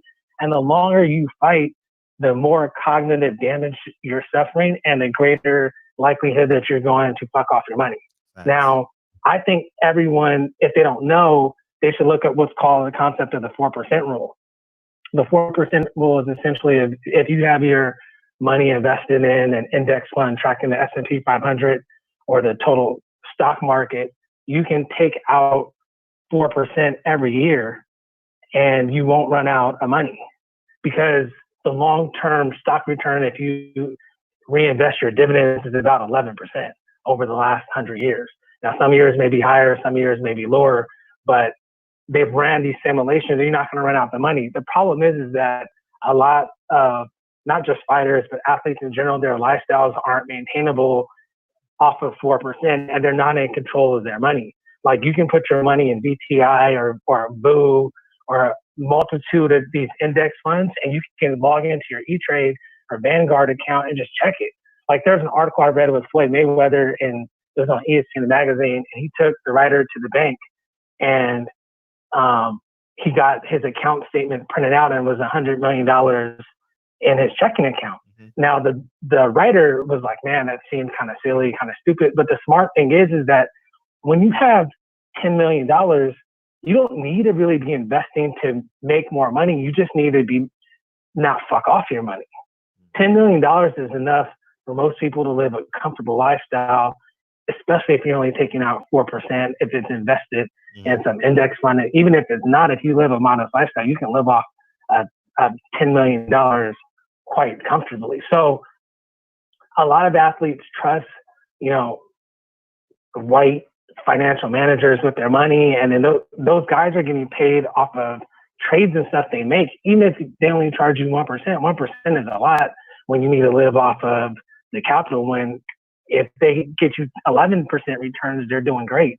So I see that stuff, and I see these videos, like, for instance, Charlo had something a couple weeks ago, and he has a great big house and a lot of high-end cars. And I'm just like, I didn't know that Charlo was making 8 figures a fight. And that just seems like that's going to be hard to maintain when the checks stop coming in when you turn 40, even if your career goes great. It's going to be impossible. And, there's an article about Charlo a couple of years ago got robbed of $150,000 in jewelry. That's just dumb. Yep. You know what I mean? So I think that those are, I feel bad that cats get ripped off, and I think that on the front end they need to negotiate themselves, and they need to be thinking ownership and figure out a way to own. Even this ESPN showing these fights, they're only able to show the fights because Top Rank owns the actual video. Speak on it. So they own the whole catalog of boxing. Doesn't boxing. Care about the fights being on YouTube because they don't care. But if they did, they can get that taken down. It's not up to the fighter. So it's almost better to take less money up front to own the actual video and the rights to fights, because you can license that to ESPN, HBO, Showtime. You own that. That's a real asset. And that's where, like, when people really start listening, I love Nipsey, not so much for the rapping. I like Crenshaw and Victory Lap, but I loved his interviews because, like, I own a business and I just recognize, like, man, like, you don't need these people. And then when you do go in and you build yourself up and you have a fan base, then you can look the man across the table eye to eye and make a good deal and be a partner. So you're not being another employee. And so like, I just think that we got to be preaching ownership, ownership, ownership. And even if it's less money on the front end, you just need to manage your money right so that at the end of the game, you have assets that can pay you long term. And just like, I have a lot of thoughts, but like Steven Jackson talked about, like pick one woman, marry that chick, because you really break it down, Uncle Sam's basically going to get 50% of your check. If you get married and divorced, you're looking at another half. So out of $1 million, Uncle Sam's getting $500,000. You get divorced after you earn that $1 million. Your wife's getting $250,000, and that leaves you with $250,000. And that's assuming you didn't spend nothing. So the point is like, we got to start making better decisions on every aspect to make so that you can be in the position to take advantage of your leverage if you get to that point. And hopefully things turn around. And I'm not like, I don't think that guys making $1 million are going to agree to a union, because I think that the union needs to be guys on the undercard, guys that are fighting for 30 grand, 50 grand, 10 grand. Like Errol Spence is fighting for $1 million. Like a union would only hurt him, in my opinion. So like, he doesn't really need a union. But the guys that are on the undercard fighting for 10 grand, and they got to pay the promoter, and then they got to pay their cut man, and they got to pay the trainer. It's like they may be walking away with 3 or 4 grand before tax. So that's crazy to me. So like, but again, you know, we got to talk about these conversations culturally, so that when people from our culture become athletes, they're like, man, I want to manage my money myself, because it's really not that complicated. It's not. And at least even if you just put it in bonds or something, you just need not to spend it. Mm-hmm. You know what I mean? So like, it's a cold game out there, but that's like my thoughts on it. And I just think that there's a website that this guy named JLCollinsNH.com, and he's got really good financial advice tips. And I found it really helpful, and it's simple. It's not really hard, and you can just create your account, get on there, and start investing. So that's my thoughts, Fred. I appreciate it. I don't know if you have any questions or anything. What type of law do you practice? I do personal injury. So I work on percentage too. I take 40% if I file a lawsuit. I take 33 and a third percent on a sign up. And I represent tenants that live in uninhabitable conditions. So I know that like most people that sign up sadly don't read the contract. And even if they do read it, most people don't really understand it, and they're too ashamed to ask questions. When people ask questions, I gladly answer it, because I'm not trying to rip anybody off. But most of my cases are run-of-the-mill cases. They're not $1 million cases. So I'm not really out here trying to negotiate my fee, to be honest with you, even though it's negotiable. So if you feel like you can find an attorney to take it for 25%, I would say be my guest. And that's, I think, the leverage that a lot of promoters have over these boxers. If you're not Devin Haney, if you're not Ryan Garcia, if you're Joe Blow, without pedigree, I mean, you know, if you want a favorable deal, go to somebody else. That's what I would assume happens, and that's why you're in a bad deal, at least initially. And same with the rap industry. Like, here's $10,000. I'm going to take your publishing, and I'm going to take, you know, your masters, and I'm going to sign you to a 360. Good luck. Damn. You know, and if you don't pop, you don't pop. But if you do pop, like, I'm on 8. You know, so it's a cool game out there, man. But if you know and try to educate yourself beforehand, at least you know you're getting bent over. You know what I mean? Because you may get bent over, and we all get bent over. But at least you know, like, all right, man, I'm getting screwed, but you're making an informed decision. And I think a lot of catchers don't make an informed decision, and they only really look into it when they determine that they don't have any money at some point. So, yeah, that's my thoughts. I appreciate you calling in. But, yeah, I would have less team around you. I want to have people around me. I would be in control of my money. And like you said, I would want the check, and I would be paying the promoter and my manager out of my LLC. Yeah, and I say it all the time. I say it all the time. And your trainer, we're going to give away too much game on this, but the trainer needs to be working for your nonprofit. The trainer is not your trainer.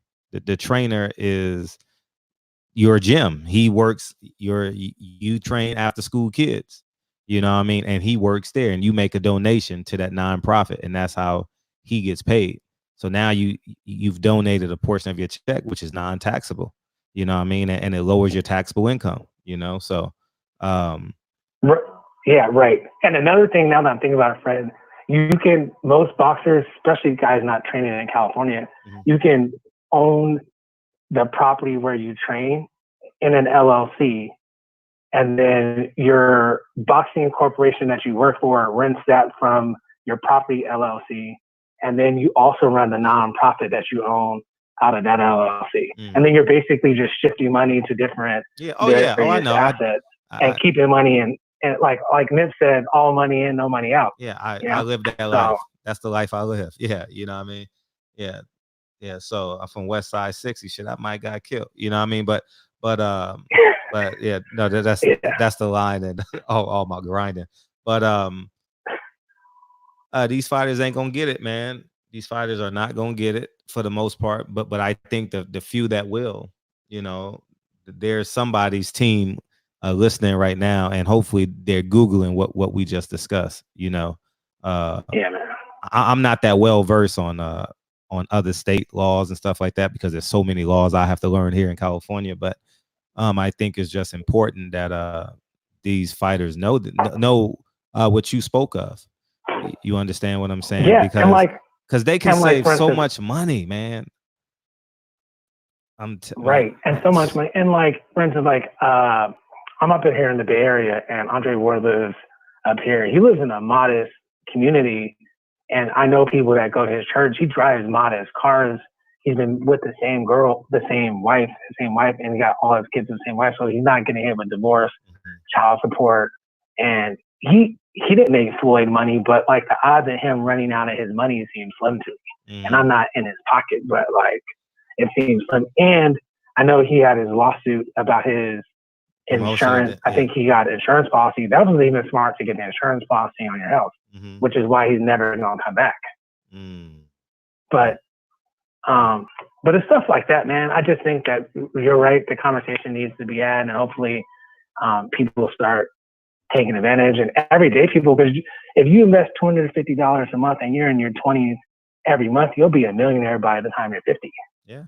Just from compound interest. Compound interest. They don't even know what compound interest is. You know what I mean? Yeah.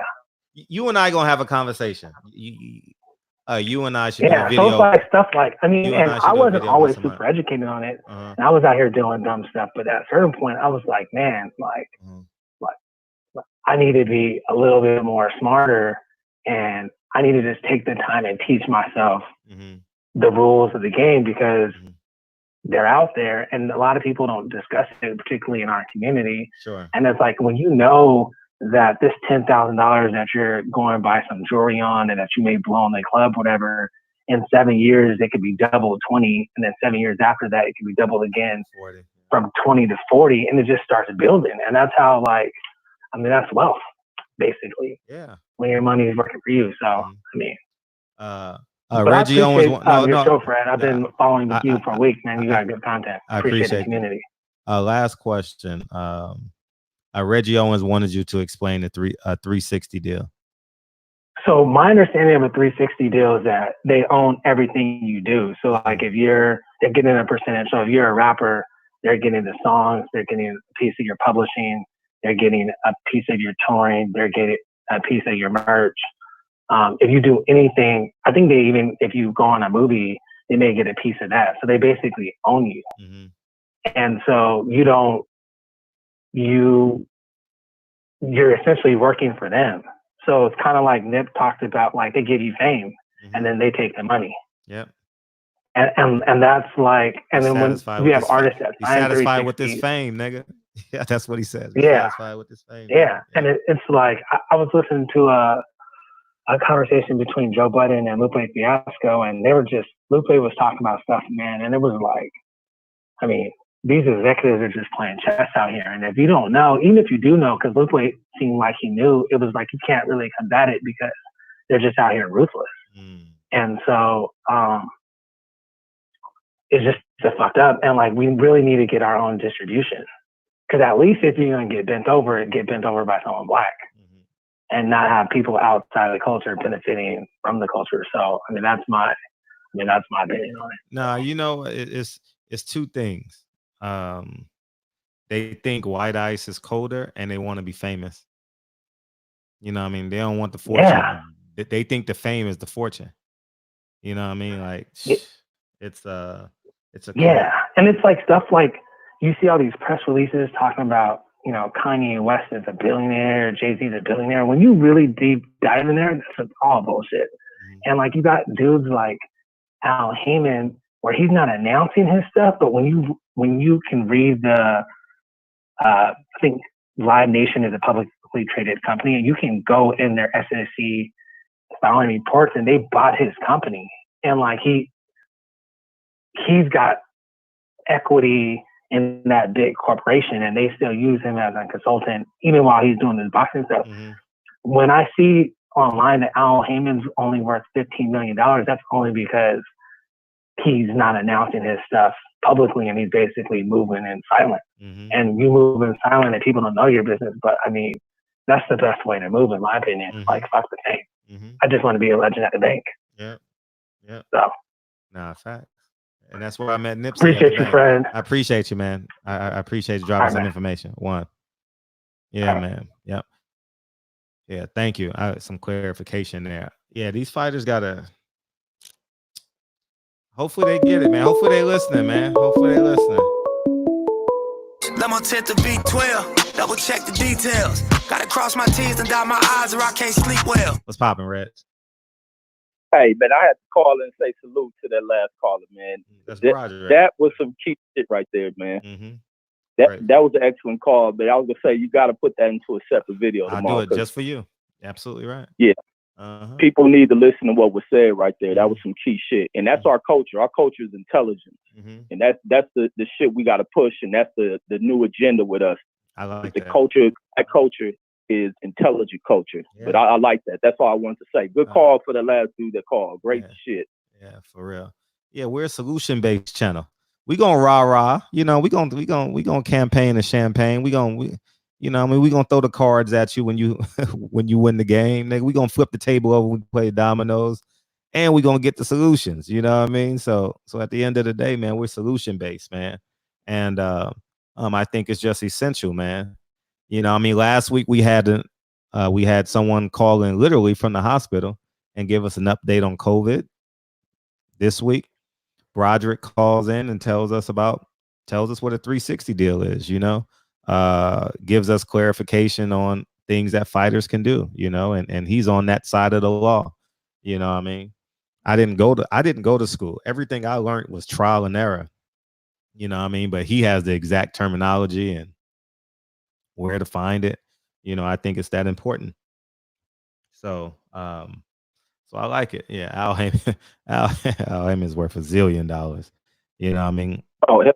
Because it's power. You know what I'm saying, Reg? Oh, hell yeah. Absolutely. And that's what people need to use him as a model. Those with access to Al Heyman, you need to be sitting down with him and picking the shit out of his brain. Yeah. Because remember, he's an elder guy. Time is limited. You better get as much as you can get. If you got access to Al Heyman and you haven't sat down and had a real in-depth conversation with him, you need to kick your fucking self in the ass and hopefully your foot goes up through to your brain. Because you're a damn fool to miss out on that kind of historic intelligence. But man, once again, man, that is us, man. This is what we are. We are dynamic as fuck as far as a people. We're intelligent, we're funny, we real, you know, everything about us, man. We're everything, man. And I like that shit. I enjoy the fuck out of that call. Yeah, but I'm out so everybody else can call in. Appreciate you. Yeah, you know what else was blew my mind too? Was I'm not sure if you I spoke about it when I finished the documentary, but there was a 6-part on who killed Malcolm X. And right when he was going to interview the guy who allegedly murdered Malcolm X, he died. Time is of the essence, guys. Time is of the essence. You know, I think it's important that we get it now. I did a video earlier today. Don't be that one day nigga. You know what I mean? One day I'm going to do this. One day I'm going to do that. I'm going back to school one day. I'm going to do this. I'm going to go pick up this trade. I'm going to go get that woman. You know what I mean? I'm going to invest in myself one day. That one day got to be Monday. You know what I mean? Tuesday, Wednesday. Pick a day and go. You know what I mean? You know what I mean? And It's just essential that we just grasp the magnitude. You know what I mean? Like I had to learn, maybe I'll do this on my Patreon too. Every decision has to be a long-term decision. And it takes time. It takes time. You know what I mean? Because I'll take it all the way back to our decision making about women.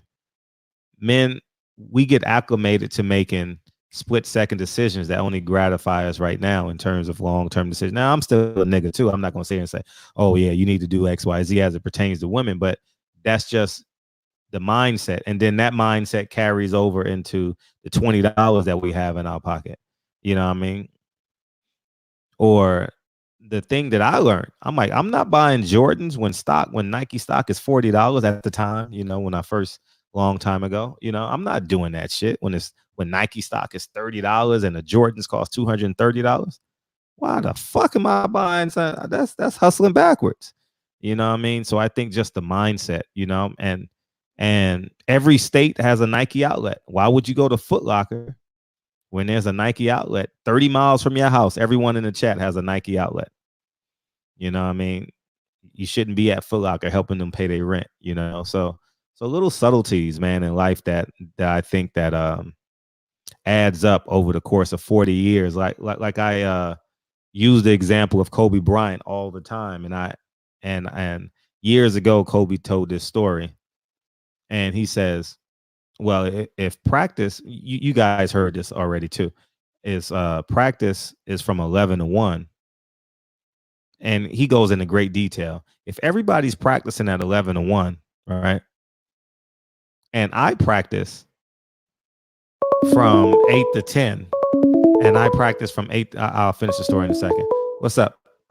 What's up? How you feel? What's going on, Fred? I'm feeling good, man. What you got tonight? Oh, man, I'm loving the show, man. I'm loving the show, Yeah, man. You got a lot man, you've been having a lot of good topics these past couple of days. I appreciate it, man. It's because of y'all, you know.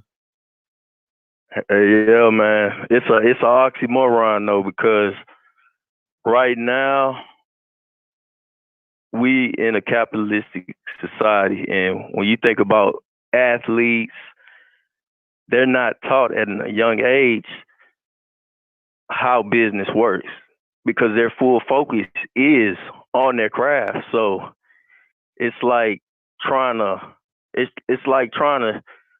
run and walk at the same time. You dig what I'm saying? You can't do it. And I've been in school. I've been studying accounting in school, so I know a little bit about business, but okay, I don't know much. Here's the answer to everything when I talk to men. Are you a virgin? No doubt, no doubt. Are you a virgin? Yes or no? Yeah, I am. Okay. Oh, you're the wrong person I need to be talking to then. I know you're not, but the point I'm making is if you're not a virgin, you got time to accomplish anything in life. I don't give no man no leeway. You know what I mean? No man. If you got 46 chromosomes and you're not a virgin, that means you got time. Because I know the time it takes that a band uses to chase women. All right.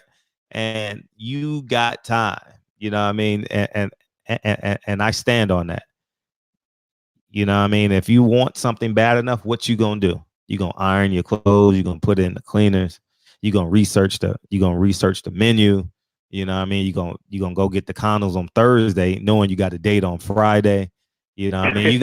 You gonna put them in a smooth place so it don't look so obvious and shit. You know what I mean? You know how much planning that shit takes to go on a date thinking you're gonna get the pussy? Like you already had 3 conversations. You done had some sexual innuendos, and she done told you how she can do certain things, and you know what I mean. She done told you she's about to take a shower on the phone and shit. So you burning hot right now. You 38 hot on the positive side. You know what I mean? And so if you know how to chase pussy, you know how to chase everything else. True, you're right about that, man. You know what I mean? So that's where I stand when niggas tell me they don't have time. I always ask, how many girls you got? Every nigga gonna say 3. Every nigga you ever talk to gonna say he got at least 3 bitches. No one gonna say they got 1. You know what I mean? Yeah, I mean, so that's I'm talking about, niggas that is playing, Yeah, and it's so important. Like even when it comes to establishing credit, because when starting out credit is it's like the capitalist society that we in, we misunderstand what it means to be in a capitalist society. You know what I'm saying? It means to capitalize on the ability to be in a free market, and when you understand that, you look at credit in a different light. You know what I'm saying? Credit allows us to leverage against your debt. You know what I'm saying? And when we own things over a period of time, it goes into immediate depreciation. Because the U.S. dollar, it ain't got no intrinsic value. You know what I'm saying? It's only worth its trade. And that means that people are willing to trade things for it. You know what I'm saying? Or able to get possessions and items for it. So what credit does, it turns that same dollar into an amortization. You see what I'm saying?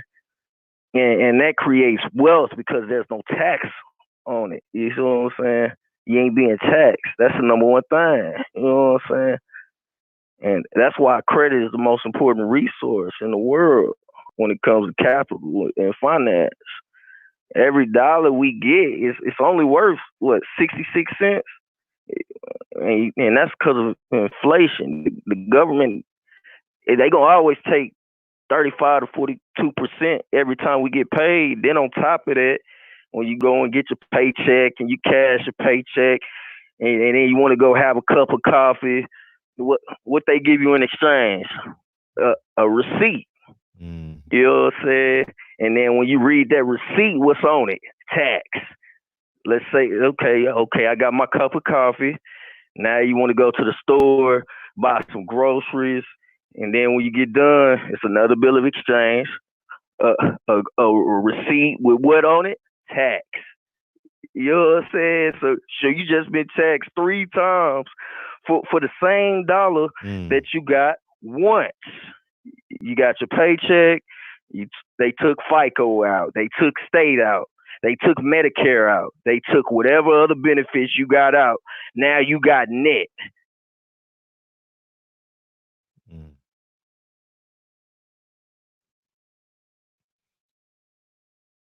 You just left us, or you? There you go. You're back. Go ahead. Damn, I guess you're driving. Are you back? Yeah. Shit. I guess he got his phone on credit. Yeah. No credit, no phone. Call back in, man. I know you always call 10 times anyway. Call back in, dog. And we'll get it. Oh man. So yeah, man, this was a hell of a show, man. We got a lot out of this show. Shit, we got a lot out of this show. Fuck. Damn. Yeah, man. So hopefully people are paying attention, and I'm gonna post this shit, and y'all start posting the show too. Start reposting these links on your Facebooks and your Instagrams, and put it in your stories. Tag me, I'll repost it. You know what I mean? And let's build this community. You know what I mean? Because after this, Reg's gonna start going back live. After the show, he's back live. You know what I mean?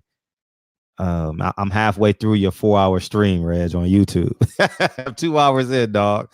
I'm 2 hours in. So I'm gonna finish that and shit. And yeah, man, it's a lot of information, man. But I want to call the residential coon first before we get the hell out of here. Oh, Super Coon, excuse me. I call him Super. I wrote down his number. Hopefully I got the right one. If I call the wrong one, that should be fun. I want to call him real quick. And yeah, I think I got it. Okay, here we go.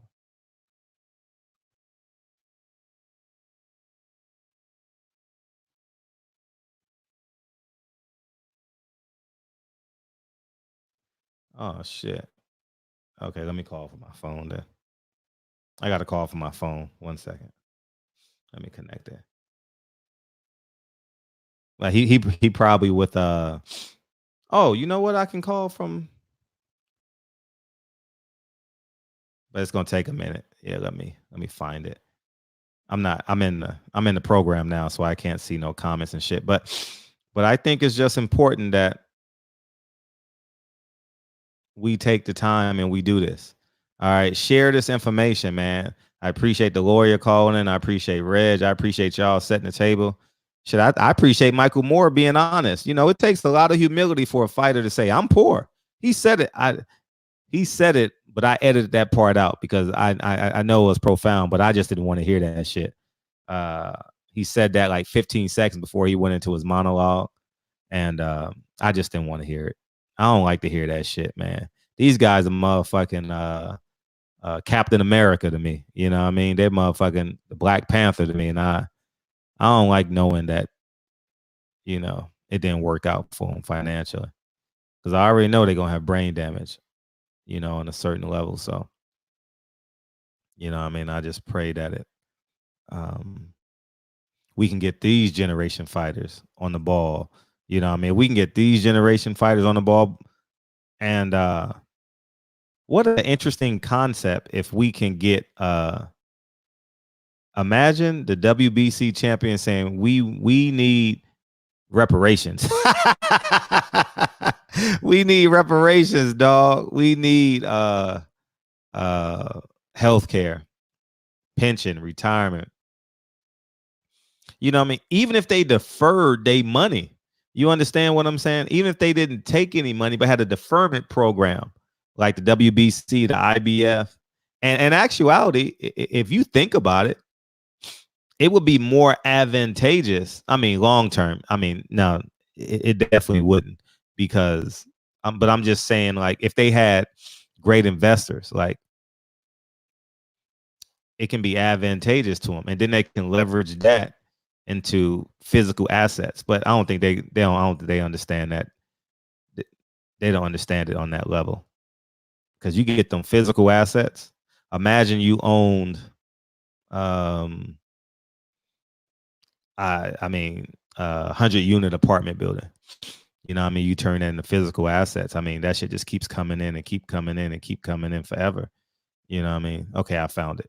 All right, we're gonna call him. Oh shit. Call phone. Okay. Oh, I can't make outgoing calls on this. Hold on. Let me. Hopefully he picks up. This shit gonna be funny if he picks up the phone. Let me call.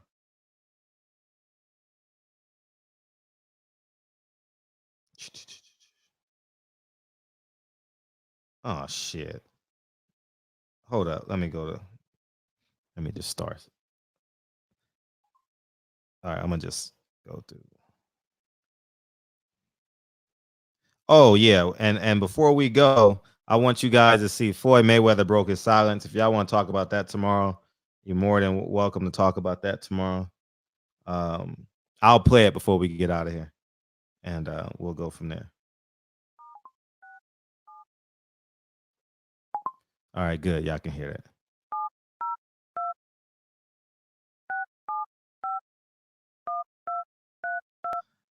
Let's see if he responds. Let's see if he responds. Oh man.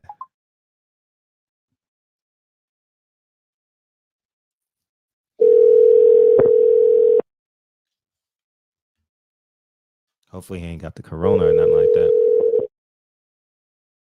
Please leave your message for Johnny Clement. I don't know if that's the right number.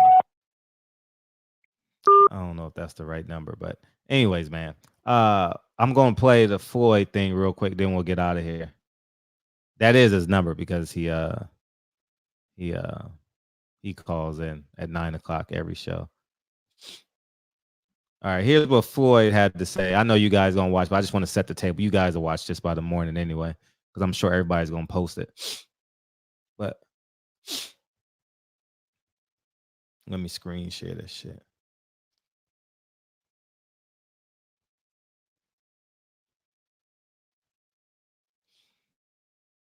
If you want, we can talk about this tomorrow. What I want to talk about is just that, you know, I've had a chance to come out and really talk to the world and talk to the people, because I've been dealing with a lot, as far as dealing with the loss of the mother of my children. She was a significant other, a great woman, a great person, and dealing with a great trainer, an uncle, a father figure, Roger Mayweather.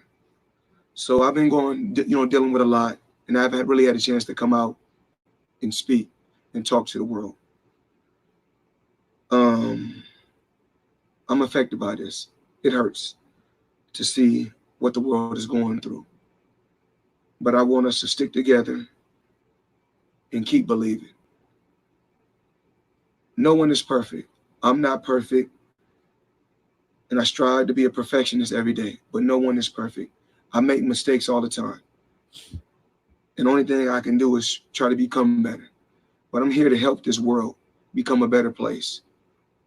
So with everything going on, I'm going to continue to do my part. And I don't have to show the world what I'm doing. I could do something behind closed doors. It's not about the money. And the money that I will be giving up will be to feed the people and help the people that don't have a lot as of right now in this situation. I will continue to give back, and I will never talk about it. As long as God knows that I'm doing a good deed, that's what's important to me. To everyone in the world, from Floyd Mayweather and the Money Team, we love you all, and we will always be there for this country as well as this world.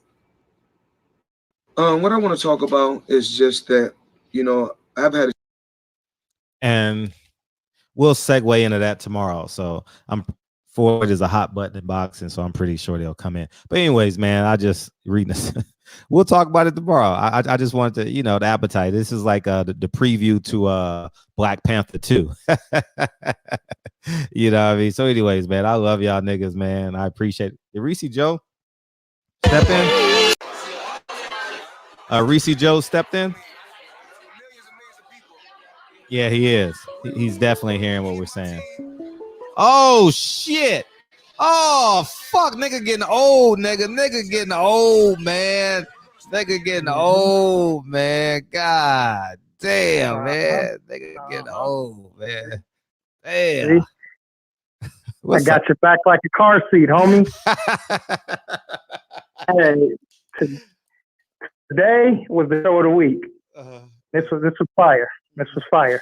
And we're going to run this one back again. You know what I'm saying? I think we need more shows like this than to be giving Floyd shine. Yeah, facts. I'm with it. I'm with that. Facts. With it. Yeah. Like Reggie said, man, if you can chop that up. I will. For sure I will. Promise. Take 3 or 4 of them calls and chop them up. I mean, it's, it's more money for you too, more views for you. Yeah. At the end of the day, play the song, Fred.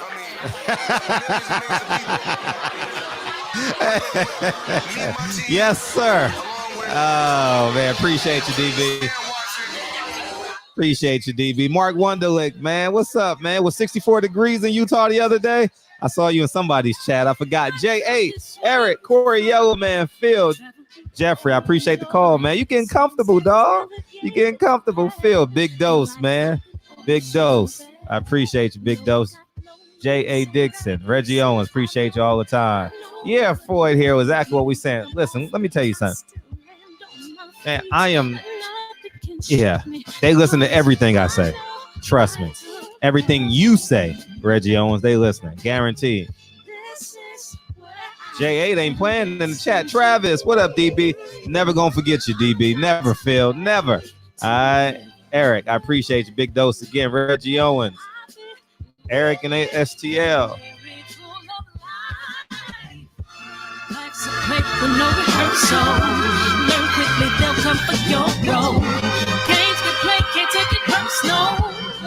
Cause the devil is a lie. Hey. I'm telling you the truth. Hey. It's all in what you do. Hey. Some things you gotta do. Hey. Despite familiar. Hey, Reese, how you doing, Reese? How you doing, Reese? You shipping shit from state to state? You doing some interstate transactions, Reese?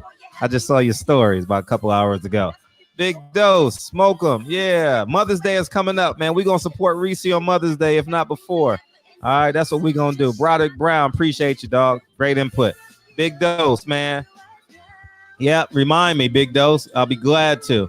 Jay Dixon, man. Hey, you know what I mean? Well, Sirius Jones, appreciate you. Smoke them. Broderick, appreciate everybody, man. I appreciate you, man. Yeah, man. Yeah, Big dose. Just remind me, man. Yeah, because I go on the autopilot and shit. So, you know what I mean? I'm the producer, the moderator, the comedian, the cornball. You know what I mean? I'm all that shit in one on this show. So I miss a lot of shit. You know what I mean? So just remind me. I'll be glad to play your song. All your songs, I'll be glad. Oh, I'm minding my business. Back told me chill. I'm chill. You know what I mean? Yeah. You chilling today, Reese? I know Pretty Kel listening. We miss you, Pretty Kel. Pretty Kel. Don't go take your basketball and leave because you lost, Pretty Kel, or you didn't get your way. It was travel, Reese. I mean, it was travel, Pretty Kel. It's okay. Oh, it's okay. They didn't count the Euro step in 1995. Now it's 2020. So welcome back. You reinvented the game, Pretty Kel. Bring your ass back in here. Cause the devil is a lie. I'm telling you the truth. It's all in what you do. Some things you gotta do. Yeah, we getting through this together, dog. We getting through this together, man. Man, this home life is pretty different, man. You know what I mean? It's rough. You know what I mean? And I'm a pretty social dude. You know what I mean? So I ain't seen none of my friends. None of them, really. I think my team that I got working at the properties, those are my friends now. You know what I mean? And all the cashiers at Home Depot. I love y'all, man. Tomorrow, all right, we'll talk. We can segue anywhere we want to go, but we'll talk about. We're gonna lead with Floyd, and then we'll segue. I'm gonna come up with a topic. Triple OG, what up, OG? I see your old ass tomorrow, homie. Hey, May 19th, we're gonna talk about Malcolm X. May 19th, that's a Tuesday. All right, I got that planned out. All right, so we're gonna knock that hoe out. May 19th, man. All right. And I'll see y'all niggas tomorrow. And one queen. I'll see you tomorrow. Peace.